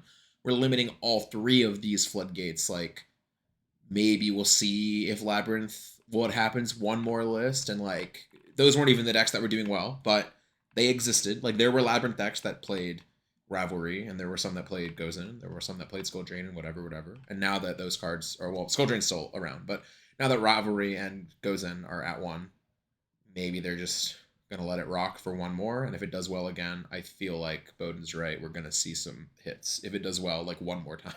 If it does well one more time. I don't know to what extent, like how bad do you need like the deck to look on stream? Yeah. Does the game need to end like on someone's turn 0, or like what has to happen? Do I need to FTK my opponent like with my trap deck? Yeah. I also think TCG, compared to like OCG, is going to be where you see a lot of the stupid rollback stuff be performed as well. And like whether or not that stuff is going to be like, very, very niche and not actually do anything, I do think you'll have like a Jeff Leonard situation where you have a feature match and someone's just going to get FTK'd by like Virtual World generating some like Baron plus rollback plus Mayakashi trap, time walk you for a turn and proceed to just kill you on the following turn, which is no different to Centurion just doing Calamity a good chunk of the time. So I think all it'll take is, give him a YCS or two, give him some zany feature matches and have the game end in one turn, and maybe they'll get the fire under them and ban them next list. Yeah. I feel like the fact that I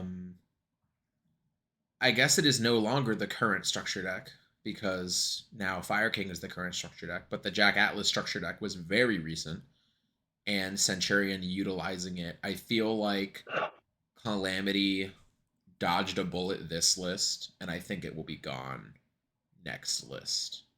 That's my thought process. Yeah, it doesn't seem like super unlikely, honestly. Yeah. But it is what it is. As far as the OCG list, the only card they banned was Hot Red Dragon Archfiend King Calamity. So, do with that what you will. And then, as far as the similarities of our list, they also unbanned Ib. They also unbanned Redox. They also limited Rivalry of Warlords. They did not touch Gozen Match, and they semi-limited there can be only one. So instead of getting rid of 6 of the 9 copies, they got rid of 4 of the 9 copies. So you can still play 5 across all 3. Or 6 copies. Yeah. So I guess they only got rid of 3 because they got rid of 2 rivalries and 1. There can be only 1. What else? I think that's the end of the similar. Oh, and then Change of Heart went to 2 there, but we got Mind Control to 3, which we kind of agreed was like almost the same. So like, sure, whatever. Yeah. Like very similar change. Change of Heart is also at 2 in Master Duel as well, where I guess it didn't really do as much as they had for, and then decided, this card can exist at some number that is above 0. Yeah. So, they unbanned Heavy Storm. And who cares, I guess, right? All right, Bohdan, do you remember the logic that they used when they said they couldn't unban Heavy Storm, and they said it was because of pendulums? Yes. Yep. Well, here we are. That was a thing. I'm pretty sure that was just like written somewhere. Like, I guarantee someone from Konami literally said we cannot unban Heavy Storm because of pendulums. Because it'll pop plush fire. No, this was before plush fire. This was like Clifford level. Yeah, maybe. They thought that what would happen is if you messed up your scale, a card like Heavy Storm would like let you fix your scale by killing those cards as well as your opponent's stuff. Oh, weird. There was a card called Storm and we played it. Anyway, that's a different story. Yeah. But yeah, that was a justification for a while. I'm glad it's unbanned. That card just exists. Sure. Yeah. Like, well, I think that card is pretty equivalent to Harp. So like in modern Yu-Gi-Oh, I think that card is actually pretty equivalent to Harpy's Feather Duster. People used to say that for years and years and years, that like Dark Hole and Regeki are the same, and like Heavy and Feather Duster are the same. And for literally 20 years, that was not true. Yeah, literally for 20 years, that was not true. Because games would take multiple turns and have some back and forth. And even in like 2015, 2016, you know, in like Necros-ish, like there were times when you would both have like two guys on the field and you'd be like, Regeki, your guys attack for game. And like Dark Hole couldn't do that, you know?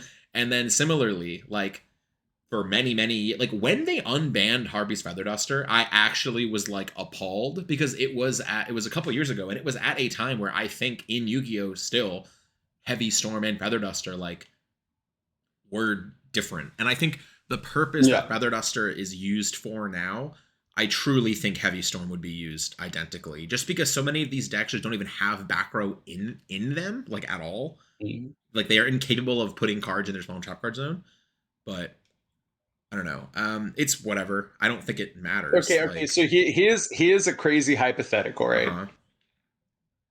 Heavy Storm, when Unchained existed, sure, you now have an enable on turn 1 to pop your trap. Maybe, yeah. Yeah, because like you could need main more it. of that.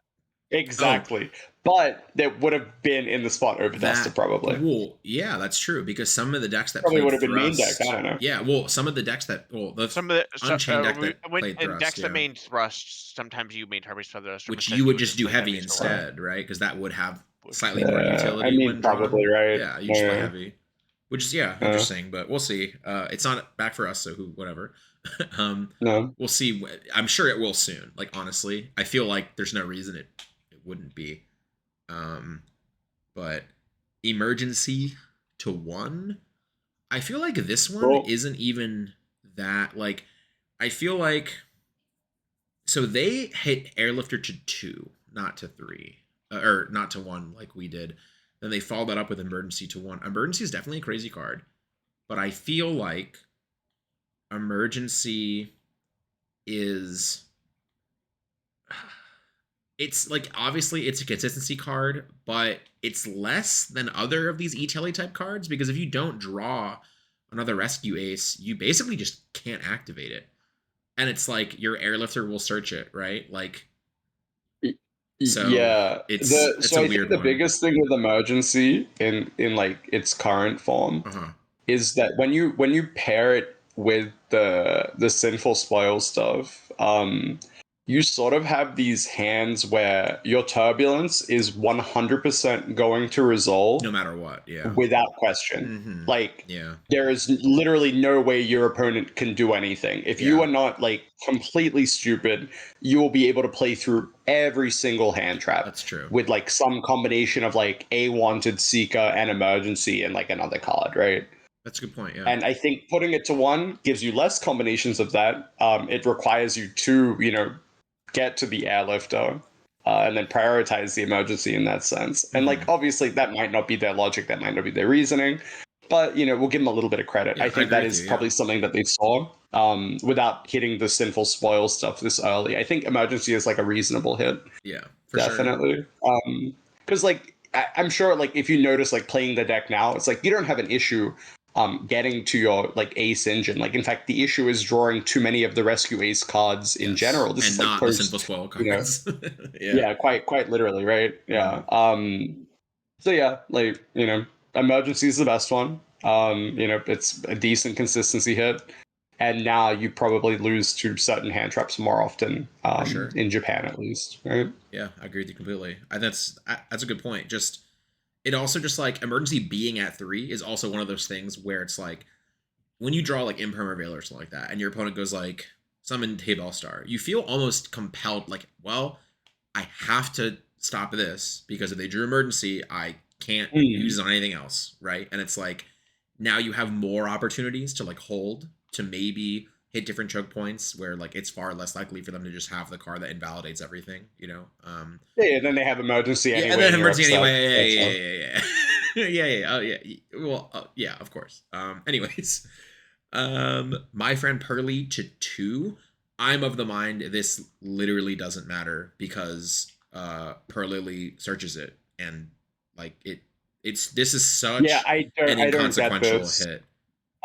Their other hits are like whatever as well. Actually, they might be a little bit. Sorry, I can't remember what else they hit. It's been a minute. But I know they have like weird, delicious, and like sleepy numbers, Purrely, right? it's just the opposite of us. We have 1 delicious, 2 sleepy. They have 2 delicious, 1 sleepy. Sure. And now they have 2 my friend. Okay, so like I guess, man. What I think is really weird about My Purrely is I think My Purrely is the only card that putting it from 3 to 2 doesn't do anything because literally any other Purrely card going to 2 means my friend Purrely cannot get it guaranteed. Can't search, can't search so this is just a weird one. Well, I don't get it's this. also the fact that my friend Purrely is also just, once per turn. Yeah, yes. Like you like having multiple my friend Purrely doesn't do anything. Correct. But like, when you have multiple of like a Purrely spell, like it'll achieve something in multiple different ways, right? Yeah. I don't whatever. I don't get this one, but it's fine. Yeah. It's one of those things where sure, Purrely was playing 3 of this card on purpose. Now they can only play 2. Mm-hmm. In Japan, Purrely is 3% worse. Like, sure, right? Like, whatever. Like, I guess. Like, it's probably something like that.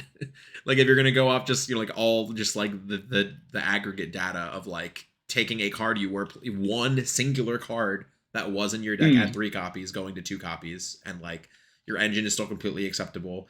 You're just replacing 1 copy of My Friend Purrely with DD Crow. Like, who knows? Yeah, like whatever. I still stand by that you can play Engage in this deck, and people don't want to. Sure. But that's neither here nor there. You can play Engage and Upstart, and that is funny. Yeah, because you can just put a Purrely guy in the extra monster. Yeah, it's not very good. It's actually very curt, but it's cool. Like, I think it's neat. But big welcome from 3 to 2. Once again, this does not affect the engine at all. You have 19 cards to search this card, but again, it was a card you were playing at 3 on purpose. Now you can only play 2. Extremely marginal downgrade. You now have again, like so same thing with my friend Purrely. I think where it's less like combinations where you're hard drawing like this card specifically, and obviously like it's a 2 that means nothing. Like 2 and 3 can be interchangeable, and a lot of these things like there's not sufficient randomization in an actual physical game of Yu-Gi-Oh, and nothing matters, right? Yes. However, I would like you now have less combinations of a furniture piece plus big welcome plus maybe like a lady, right? That's the point of interaction on your opponent's turn.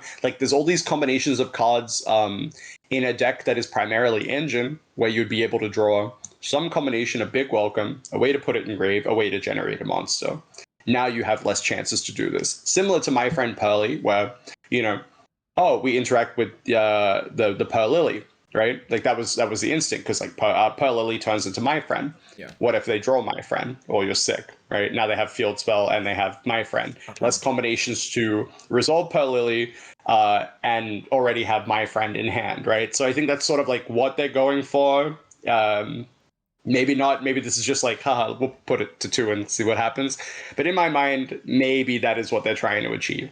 Less pairings of these cards, hard drawn, that are already easy to access. But like when you have them in hand with the cards that can access other cards, it creates this guessing game and makes it really difficult for the opponent, right? Yeah. Which I'm not a big fan of, but it's I think I've mentioned enough times that I'm very infrequently a fan of putting cards like this to 2. Like to me like all for these type of cards, I feel like it's I only think cards should go to 2 when they are searchable and a resource. And I don't really think, where it's like where you often use all 3 copies in a game, and I don't think either of these cards fit that bill necessarily, right? Like one could argue there are games where sometimes the third comes up, but I don't think it's like my example would be like Necros of Brionic. I think going to 2 was like a resource, right? Where it was like it was like a specific Necros name, and like it being level 6 and how the math worked out on ritual summons, like that going from 3 to 2 was a marginal consistency hit because it was also, like a searcher, but it was also like a card that you would often use both of them, and now you did not have a third one.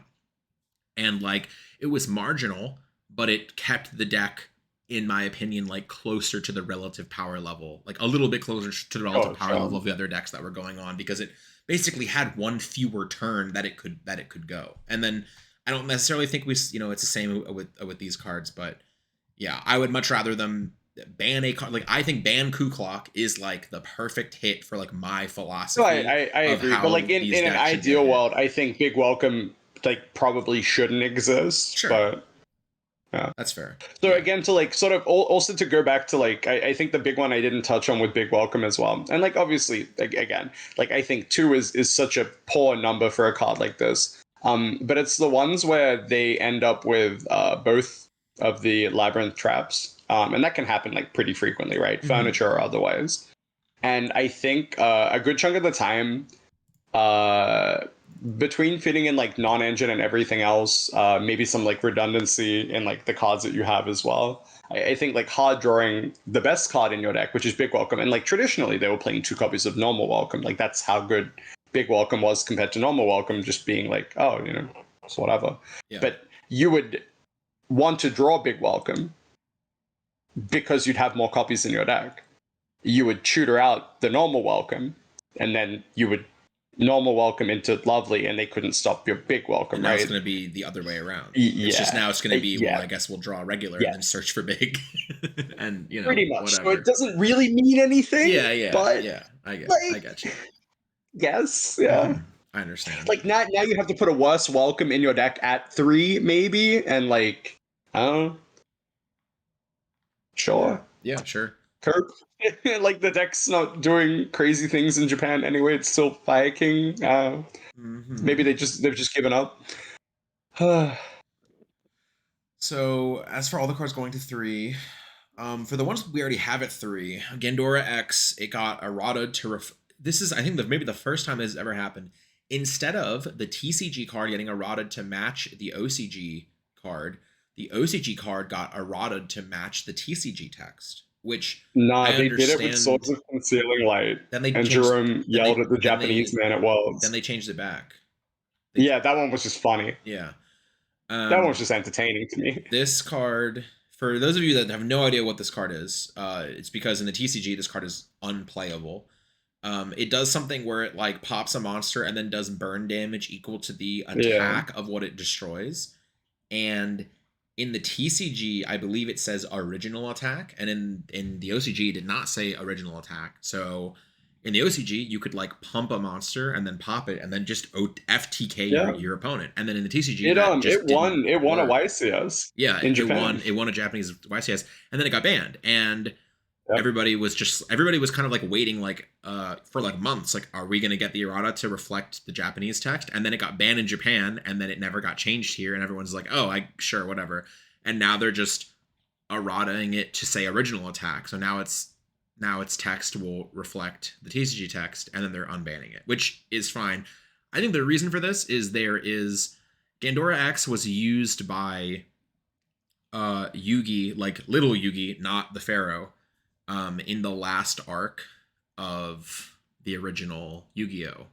In the Millennium World arc, when I think Yugi he dueled Bakura, and then this was like the boss monster of his deck was Gandora, the Dragon of Demolition. And they've retrained this card like 5 times. Like there are so many.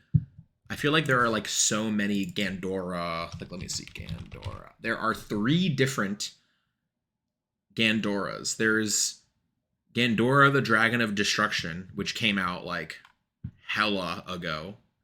Then there's Gandora-X, the Dragon of Demolition, which is this one. Then there's Giga Ray's Gandora, the Dragon of Demolition, which just came out in Japan, I think. And I think there might be another one coming out in the next set with the Yugi support in the next set, I think. I'm not 100% sure on that, but I think I remember. So there might be a 4th one coming out. But anyways, I don't think this is getting this errata just because maybe one of the cards, or maybe there's not a new one, but one of the cards like searches it. Like I'm pretty sure one of the cards are like add a Gandora card to your hand, and now you can search this and like whatever. It's just funny that this card has gone through this fate of it being the most degenerate card ever in the OCG and literally unplayable in the TCG, and then like here we are. Fractal to 3. We have Fractal at 3, I think. I don't think Fractal ever got hit here. Maybe it did. We have Fractal at home. Or maybe Tenki got hit here. Was for not hit. Yeah, I think they hit Tenki here and never touched any other Tri-Brigade cards. They just kept banning all the Zoo cards and then hit Tenki. So Fractal, whatever. Fly Around to Reason, the Magnificent Map went to 3 in Japan. Again, whatever. Oh, that's one that we forgot to mention. Featherstorm. We all wanted Featherstorm hit. Yeah. And it didn't. Whatever, yeah. It's lost at this point. Yeah. It's fine. And then these are the 2 unlimits that I think we found the most interesting. Engage and Dragonic Diagram. Both going from 2 to 3. And I think that's like... Engage seems interesting, but I guess it makes sense because they're really pushing the Sky Striker stuff because they released all that Sky Striker support, so... And then Diagram, Masterpiece is still banned, but like, so whatever. But that card is cool to see back. I think that's like an interesting card. Search. Oh, never mind. I don't think. Yeah, I know. Diagram Pop Baby search for Earth True King, summon Baby, start ripping extra. I forgot that's just how that card was used. Yeah, I don't like that. I don't like that anymore. But anyways, so as far like as a whole, the OCG list again, like we don't play that format, so like I don't know exactly. I think this is like a perfectly serviceable list, I guess. I think like this definitely doesn't do as much as but I also think our list doesn't do that much, if only because a bunch of these decks are about to get power crept by Phantom Nightmare anyway. Like Bonfire and Populace and Promethean Princess are about to power creep half the cards in the format, and Japan just has those cards already. So all of these hits that don't interact with any of those cards seem a little weird, and I feel like their format is just going to be the same. So maybe this is a really boring list for them in that they're just going to keep playing the same format they've been playing, because they're just none of these cards are played in the deck that's actually doing well, you know. With the exception of Emergency, that deck was like kind of seeing play, but maybe it won't anymore. Maybe now it'll be put in the dirt even more than it already was, and people are just gonna play the Fire King deck. I think low key, I think that new I read that the Infernoid fusion from Terminal World for the first time. Yeah, the Infernoid cards are unfortunately good, and I'd rather not them be good here. That card, Foolish Burials, 11 monsters. Like what? Why does it do that? Why would that be text on anything? Why would it? I read that and was like, hang on a second. Like, there's no way. Mm-hmm. But it does. So that's fun. And they have grass in Japan too. That seems really not fun as well. And they have 3 reasoning and 3 monster gate. Yeah. All right. Anyways, so let's move on to the Master Duel list. And this is kind of an extension of what we've talked about before, which is when Master Duel was announced, what I wanted was a 1-to-1 simulator of the exact TCG format, just so I could use it as a way to like grind games without having to like interact with people. Like if I wanted to just get online and play a game, you know, like real quick, like that was an option. It's best of 1. It's OCG card it's like a weird different card pool for OCG and TCG. It was the OCG ban list, now it's its own ban list. And if it can't just be my 1-to-1 TCG simulator, it now looks like it is really coming into its own and is going to be something very different from both TCG and OCG. And I think, Jeff, you said it best when you were talking about it earlier, where like they're taking risks now, you think?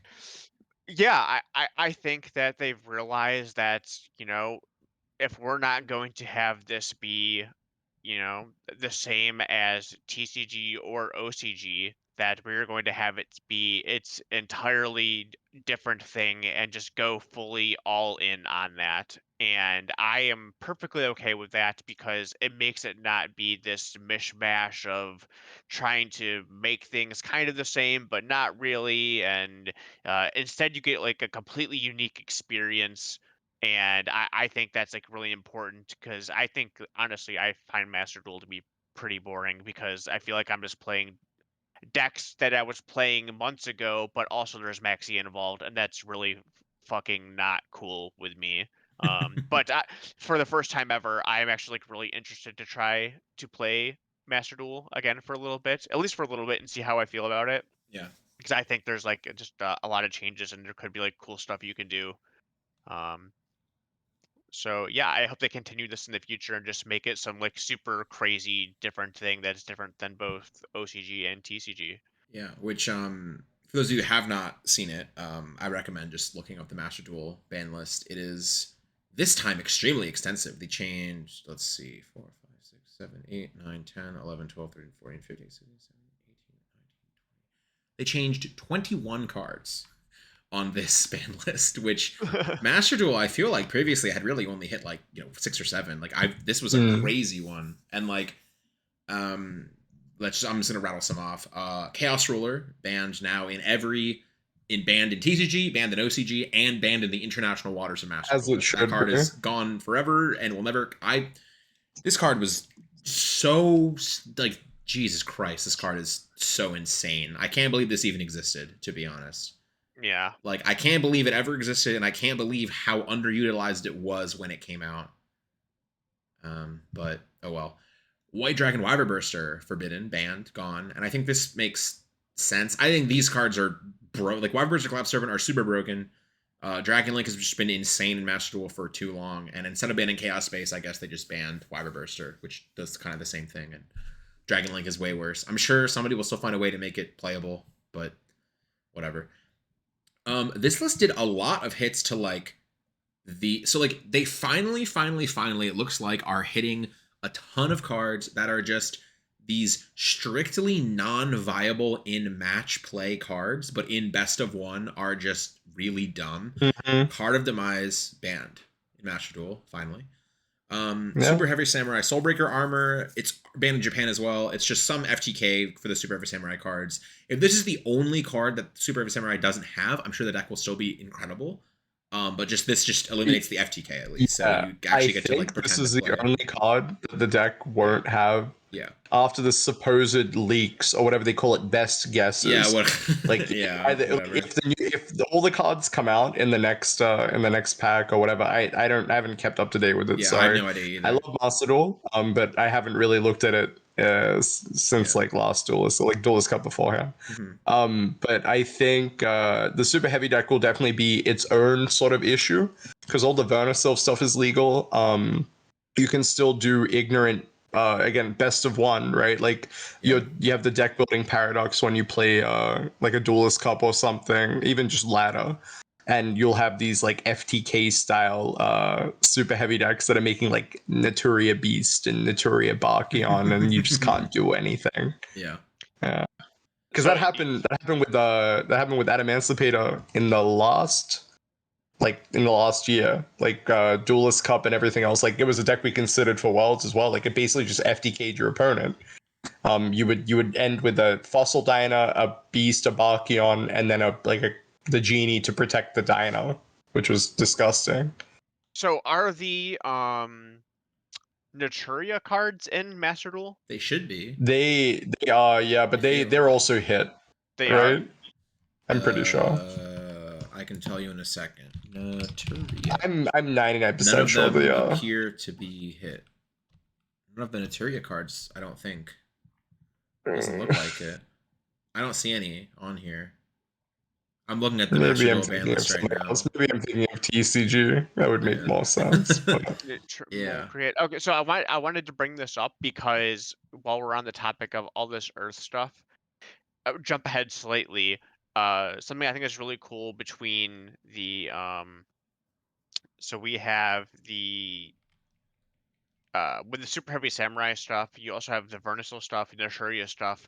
You also have 3 Redox. And we have 3 Ooh. Redox title on Blaster, but the Redox is like specifically good in those because Yeah. it lets you use Monster that was a card Japan had as well at 1, right? Or am I thinking of something else? Japan has it in 1, but now 3 copies is way different than 1, especially Sure, with sure. Redox. Yeah. So like between the Vernisil, Oh, the super heavy sorry. samurai. Yeah, Master Duel had it at 1, and they played the 1 Redox. Sorry, that's what I Yeah. remember. In But the Adamantipated deck. I think that's something I'm like pretty excited to try in Master Duel. But I gotta tell you, after a couple times, you'll get very bored of it, but it is fun to do. Yes, I can get behind it. Yeah. Well, now we get the super heavy samurai card, so Yeah. I mean, there's just you can just play like a big on, full on monster mash deck and make my opponent sad. I don't know. We'll see. There was something like, what was it? It was something crazy. It was like the deck just played like it played grass and like all like the earth stuff, and then it would like mill a shuffler, and you would shuffle back the grass to enable all your super heavy stuff. Mm-hmm. Yeah, and now that's probably worse. Now I don't remember. There's probably like a better way to facilitate it. I haven't really looked into it. If you want to talk about it in the comment section, yeah, go for it. But like, oh, it was definitely a thing Japan was doing at some point where they would just like grass, super heavy, all of their burner sylph, whatever, and it was just like its own monster. And you can definitely do that in Master Duel if you want to have some fun. Just sit there and click buttons. Next card is the card's like best of 1 format, the Inspector Border. Yeah, that card is not fun. I'm sure that card was annoying in Master Duel. I haven't played enough to refer to it many times, but as far as like, I mean, it's the same thing, yeah, right? yeah, Like they stick it. Just, yeah. The issue is like they stick border, and then they have like another floodgate, and you can never deal with like both, right? Like if you have Lightning Storm in your main deck, you're still only dealing with one thing, and like you sort of got away with it because you'd randomly have like Fenrir in your main deck for like some decks, and you just be able to clear border without doing anything, but. It sort of compounds also, when you have a card like a lot Border. of times you couldn't even use stuff like Lightning Storm because you have the runic cards to protect you. Yeah. Well, like, yeah, but you would do it in weird spots. Like sometimes Border would actually just like make the game easier for you, because you would just be able to do certain things that your opponent wouldn't be able to do. It was, there were weird layers to it. I felt like Border was one of the worst cards in that deck every time I played against it. Well, I'll hope they Like, had it's data funky, that it's said a it was really one of the best cards, but if not, yeah, well, like that means the play rate was really high, but that usually doesn't indicate that it's a good card, right? I agree. Yeah, like it felt very, very clunky every time I watched like the runic deck play it. Yeah, I mean, I don't think it's. I mean, if Inspector Border was a better card, it would be played more in the TCG as well, and it's not. It's seen play, but it's not, as ubiquitous as many other cards. Border is a card I always look at, and I think, wow, like this card is so like non-user friendly, right? Like Sure. You pick it up and you read it with basic Yu-Gi-Oh knowledge, your head explodes, you ask a billion questions, it's fine. You play against it, you know what to do against it, sometimes you can't deal with it. Like it's not fun. And I guess like it, like it at 1, maybe just ban it. That would probably solve a lot of issues there too. Like, again, like why put it at 1 when you could just put it to 0? I just had a crazy, like, random intrusive thought where I thought to myself, why didn't we side this in Spiral for going first? And then remembered it wasn't out yet. It really wasn't. It came out in the next set. And then I answered all my questions. And I went, wow, I'm glad this card wasn't out yet. Or else people would have summoned it against me and I would have been furious. Anyways. Why didn't we side it in the Oh my god. Nah, sorry, I don't want to think about We were ahead of it. 2018. It's fine. There can be only one. Kaiser Coliseum. And Synchro Zone. Okay, sure. So just I like think random Synchro Zone floodgates. is crazy. Yeah. Synchro Zone is like the craziest hit I've ever seen. I just can't make I sense mean, of it. Duel This Links would is do so this too. wild. Duel Links would hit like the most insane random cards. I truly, truly think it's because it is a common. And a lot of these Yeah. hits, like if you look at these hits, so many of them are like clearly based on rarity. Like Pretty Memory is a rare. Is Delicious it? Memory is a rare. But you get like full disenchant value. I guess you don't get full disenchant value on like the other cards that are now unplayable. That's what, well, But like yeah, that's what I'm saying the is crafting system surely just makes it like completely reasonable to just do more ridiculous hits. I'm saying they hit Purrely and they only hit the rares because they don't want to hit the ultras. They don't want to give you the 30 ultra rare gems. They give you 30 rare gems and go, see, look, we're giving you full value on your 60 rare gems, but now your ultra rare sleeping memories you don't get anything back for. So I don't I guess really man. like I guess. that, but obviously there are some like there can be only ones in ultra. Like I'm not saying they don't hit ultras, but it's just like when you look at the Purrely hits, Purrely in total, they have 2 Purrely Pretty Memory, 2 Purrely, which is also a rare. I'm just going to search Purrely and see all the hits. Every single Purrely card they've hit is a rare. They've not hit any of the supers or ultras. Which is just you hit the deck that way. I guess it's whatever, but I don't like it. But they can do what they want, whatever. Then let's see, Runic Destruction going to 1. And Cool. I think that's also just random, tagging the runic deck a little bit, like it's whatever. Fenrir going to 1. Yes, man. And Fenrir going to 1, and Kashtira Birth going to 1. That's an interesting one. I think that's a card that is not the. I mean, they've hit every other Kashtira card, so what else can you, right? What else can you even hit now? Yeah. Kashtira has 1 Birth, 1 Fenrir, 1 Pressured Planet. It's they've lost so many things that it's They still have 3 copies of Horizon though. They do still 3 and Unicorn, but and they've no terraforming, so they actually only have 6 monsters in their deck. Literally 6 monsters. So whatever. I think this is interesting. So Desire's going to 1 when we just saw it go to 3 in TCG. It's going from in TCG it went from 2 to 3. In Master Duel it's going from 2 to 1, and in Japan it's just still at 2. And it's this is just such a weird one to me. Where and then Pot of Duality going to 1. That is so wild to me. Pot of Duality going to 1 in 2024. And that actually means that now in Master Duel, Pot of Duality, Pot of Desires, Pot of Prosperity, and Pot of Extravagance are all limited. And should that just be how it is? Should it just be like that for us too? Maybe? The reason why, though, is because Master Duel, I am 99% sure that, well, first of all, I know that the people who do Master Duel are not actively part of Yu-Gi-Oh in the way that people at Konami are actively involved in, and because I'm sure it's their digital games division, right? I'm sure it's totally different. They're a huge company, that doesn't, right? Yeah, so they can look at a lot of data because it's all on server side. Yeah. They get and say, all right, we see that this is being played a lot of. Let's hit it. So if you can see also there's you can click on the cards on the Master Duel Meta website and see percentages, and it'll show you oh, look at this deck is played in Kashtira and every Kashtira deck at 2 of. And so they probably just see, oh, look at all these Kashtira decks. They're all playing in this. Let's hit all the cards in the Kashtira deck that have a high play percent. Yeah. And it's the same with Pot of Duality and Synchro Zone. Synchro Zone and Pot of Duality are all played in these Runic Stun decks. And we saw again, Runic Destruction now limited to 1. Inspector Border limited to 1. Pot of Duality, Pot of Desires. All these cards were all extremely high play rates in their Runic Stun deck. that you can click and see all the data yourself on Yeah. Master Duel Meta website. So Yep. it's same thing. That's just probably what this is that they see. Oh, very high play rates in these decks just hit, and yeah. And I think like we talked, I don't even know how long ago this was. This was a year ago at this point when we were talking about how literally a year ago in the December 2022 ban list, when we said how would we hit the tier deck without hitting the actual tier cards.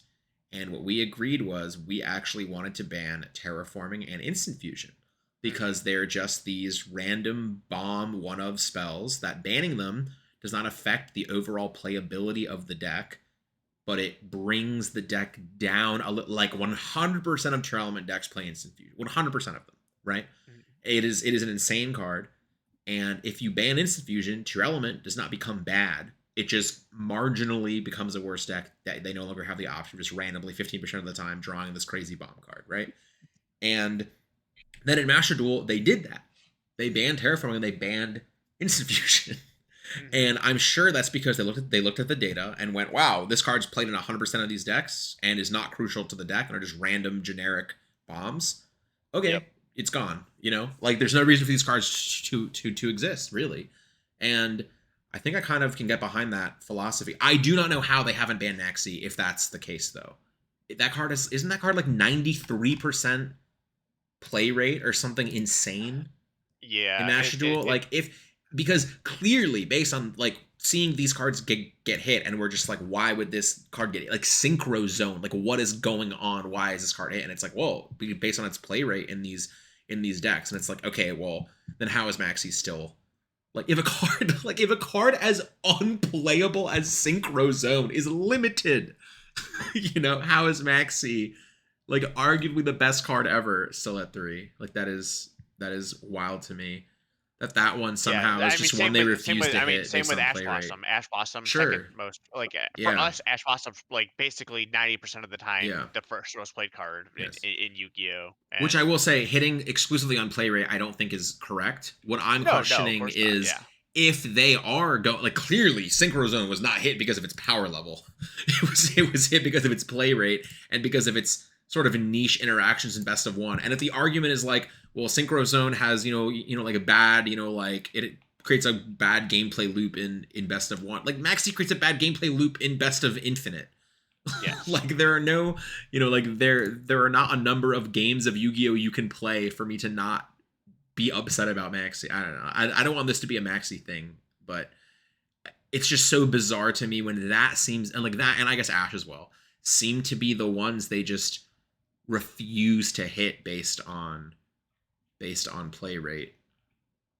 But I don't know. As a whole, I like that they're hitting a bunch of these cards that are like, and I think for cards like, you know, I've been saying a lot that I wish they would just ban these cards instead of limit them, whatever. I think when they limit this many cards from these really weird niche like decks that borderline exploit the best of one format, because in the best of 3 format, these decks are unviable.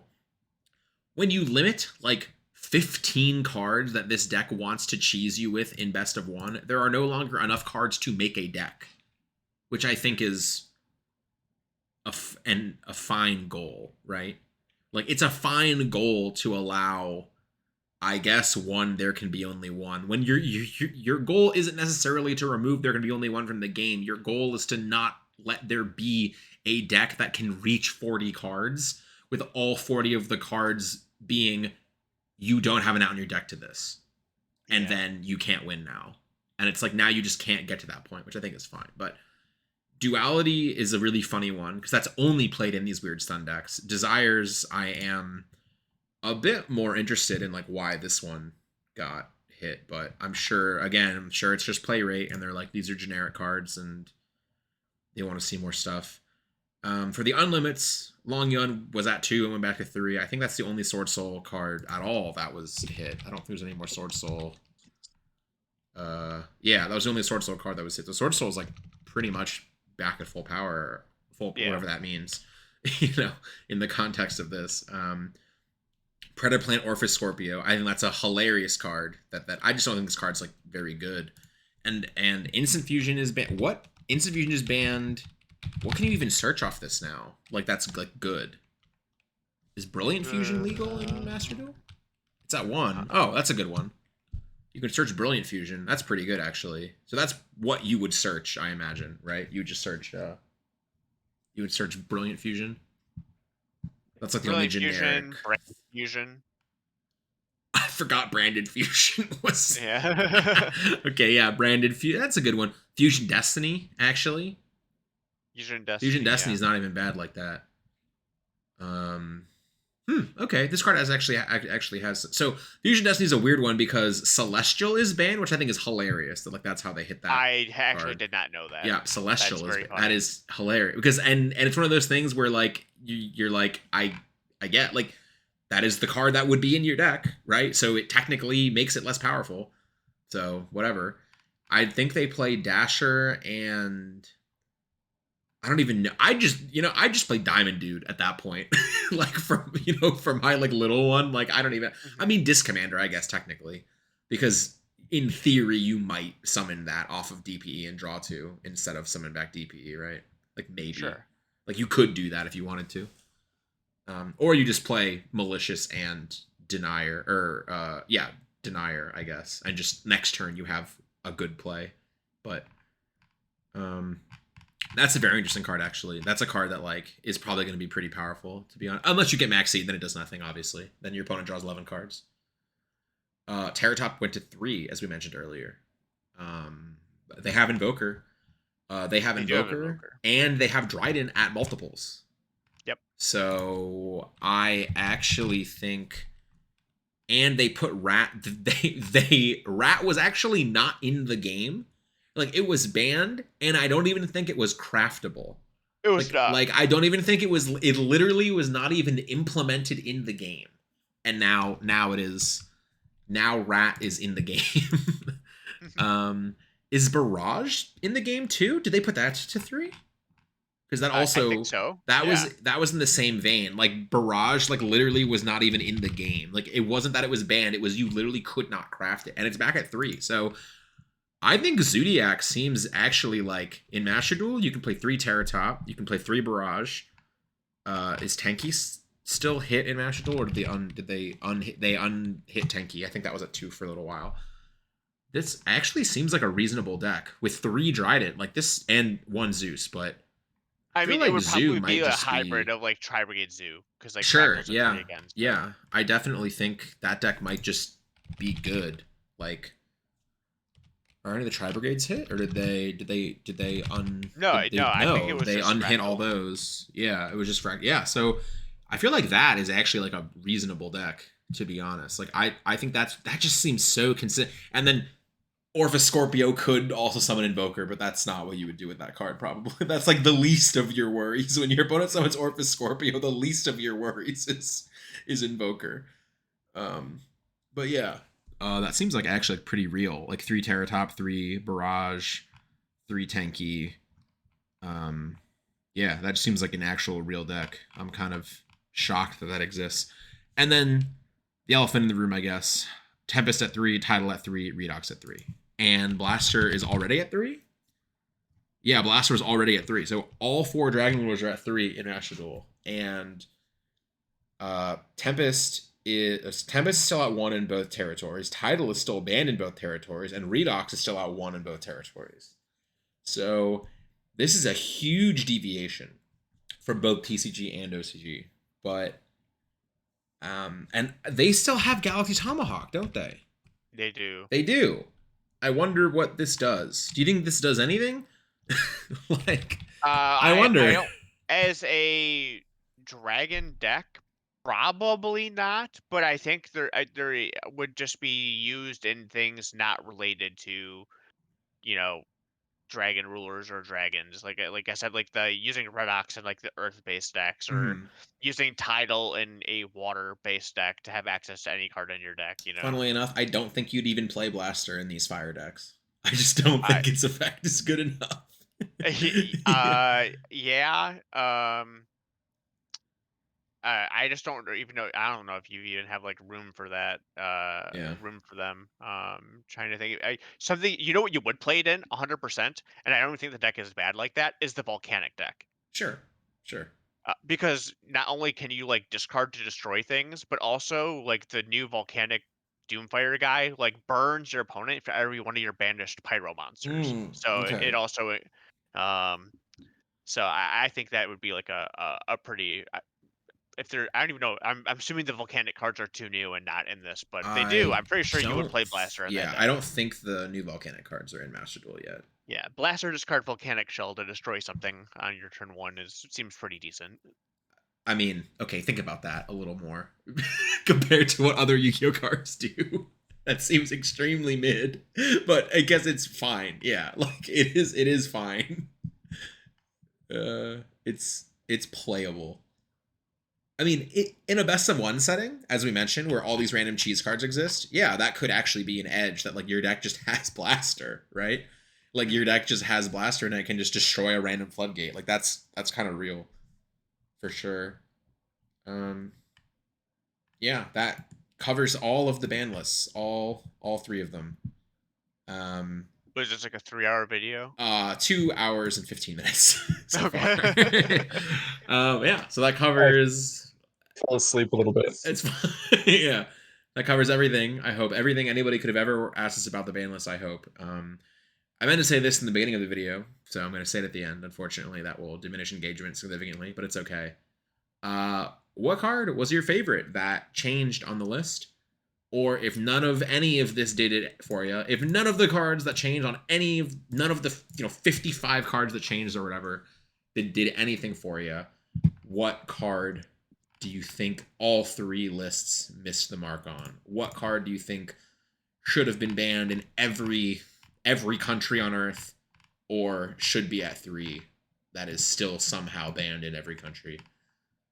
Let us know, because I think that would be fascinating to see what the people think about any of these things. But yeah, I think getting a big list, I kind of like this. It's been a while since I've gotten a really big list. Unfortunately, again, I think the set that's about to come out is going to power creep all of this anyway, so it doesn't matter, which is kind of unfortunate. The big ones, I'm just so glad Agido and Kelbeck are banned. I just those. Yeah. God, those cards have caused me so much mental anguish. Like they should never. They're the epitome of cards that never should have been printing, and it is the epitome of there's no way they knew what they were doing, and it makes me very mad. I was like, how that. There is absolutely no way that when they were designing those cards, they thought they would be used in the ways they were used.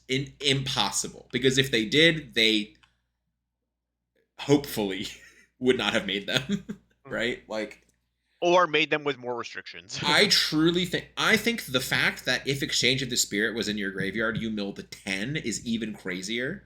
I think that is absurd.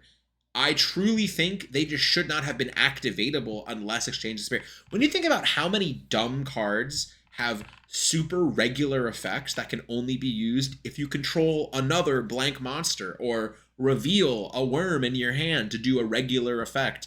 And then these were just like mill 5, but if you are playing the deck, mill 10. Like, what?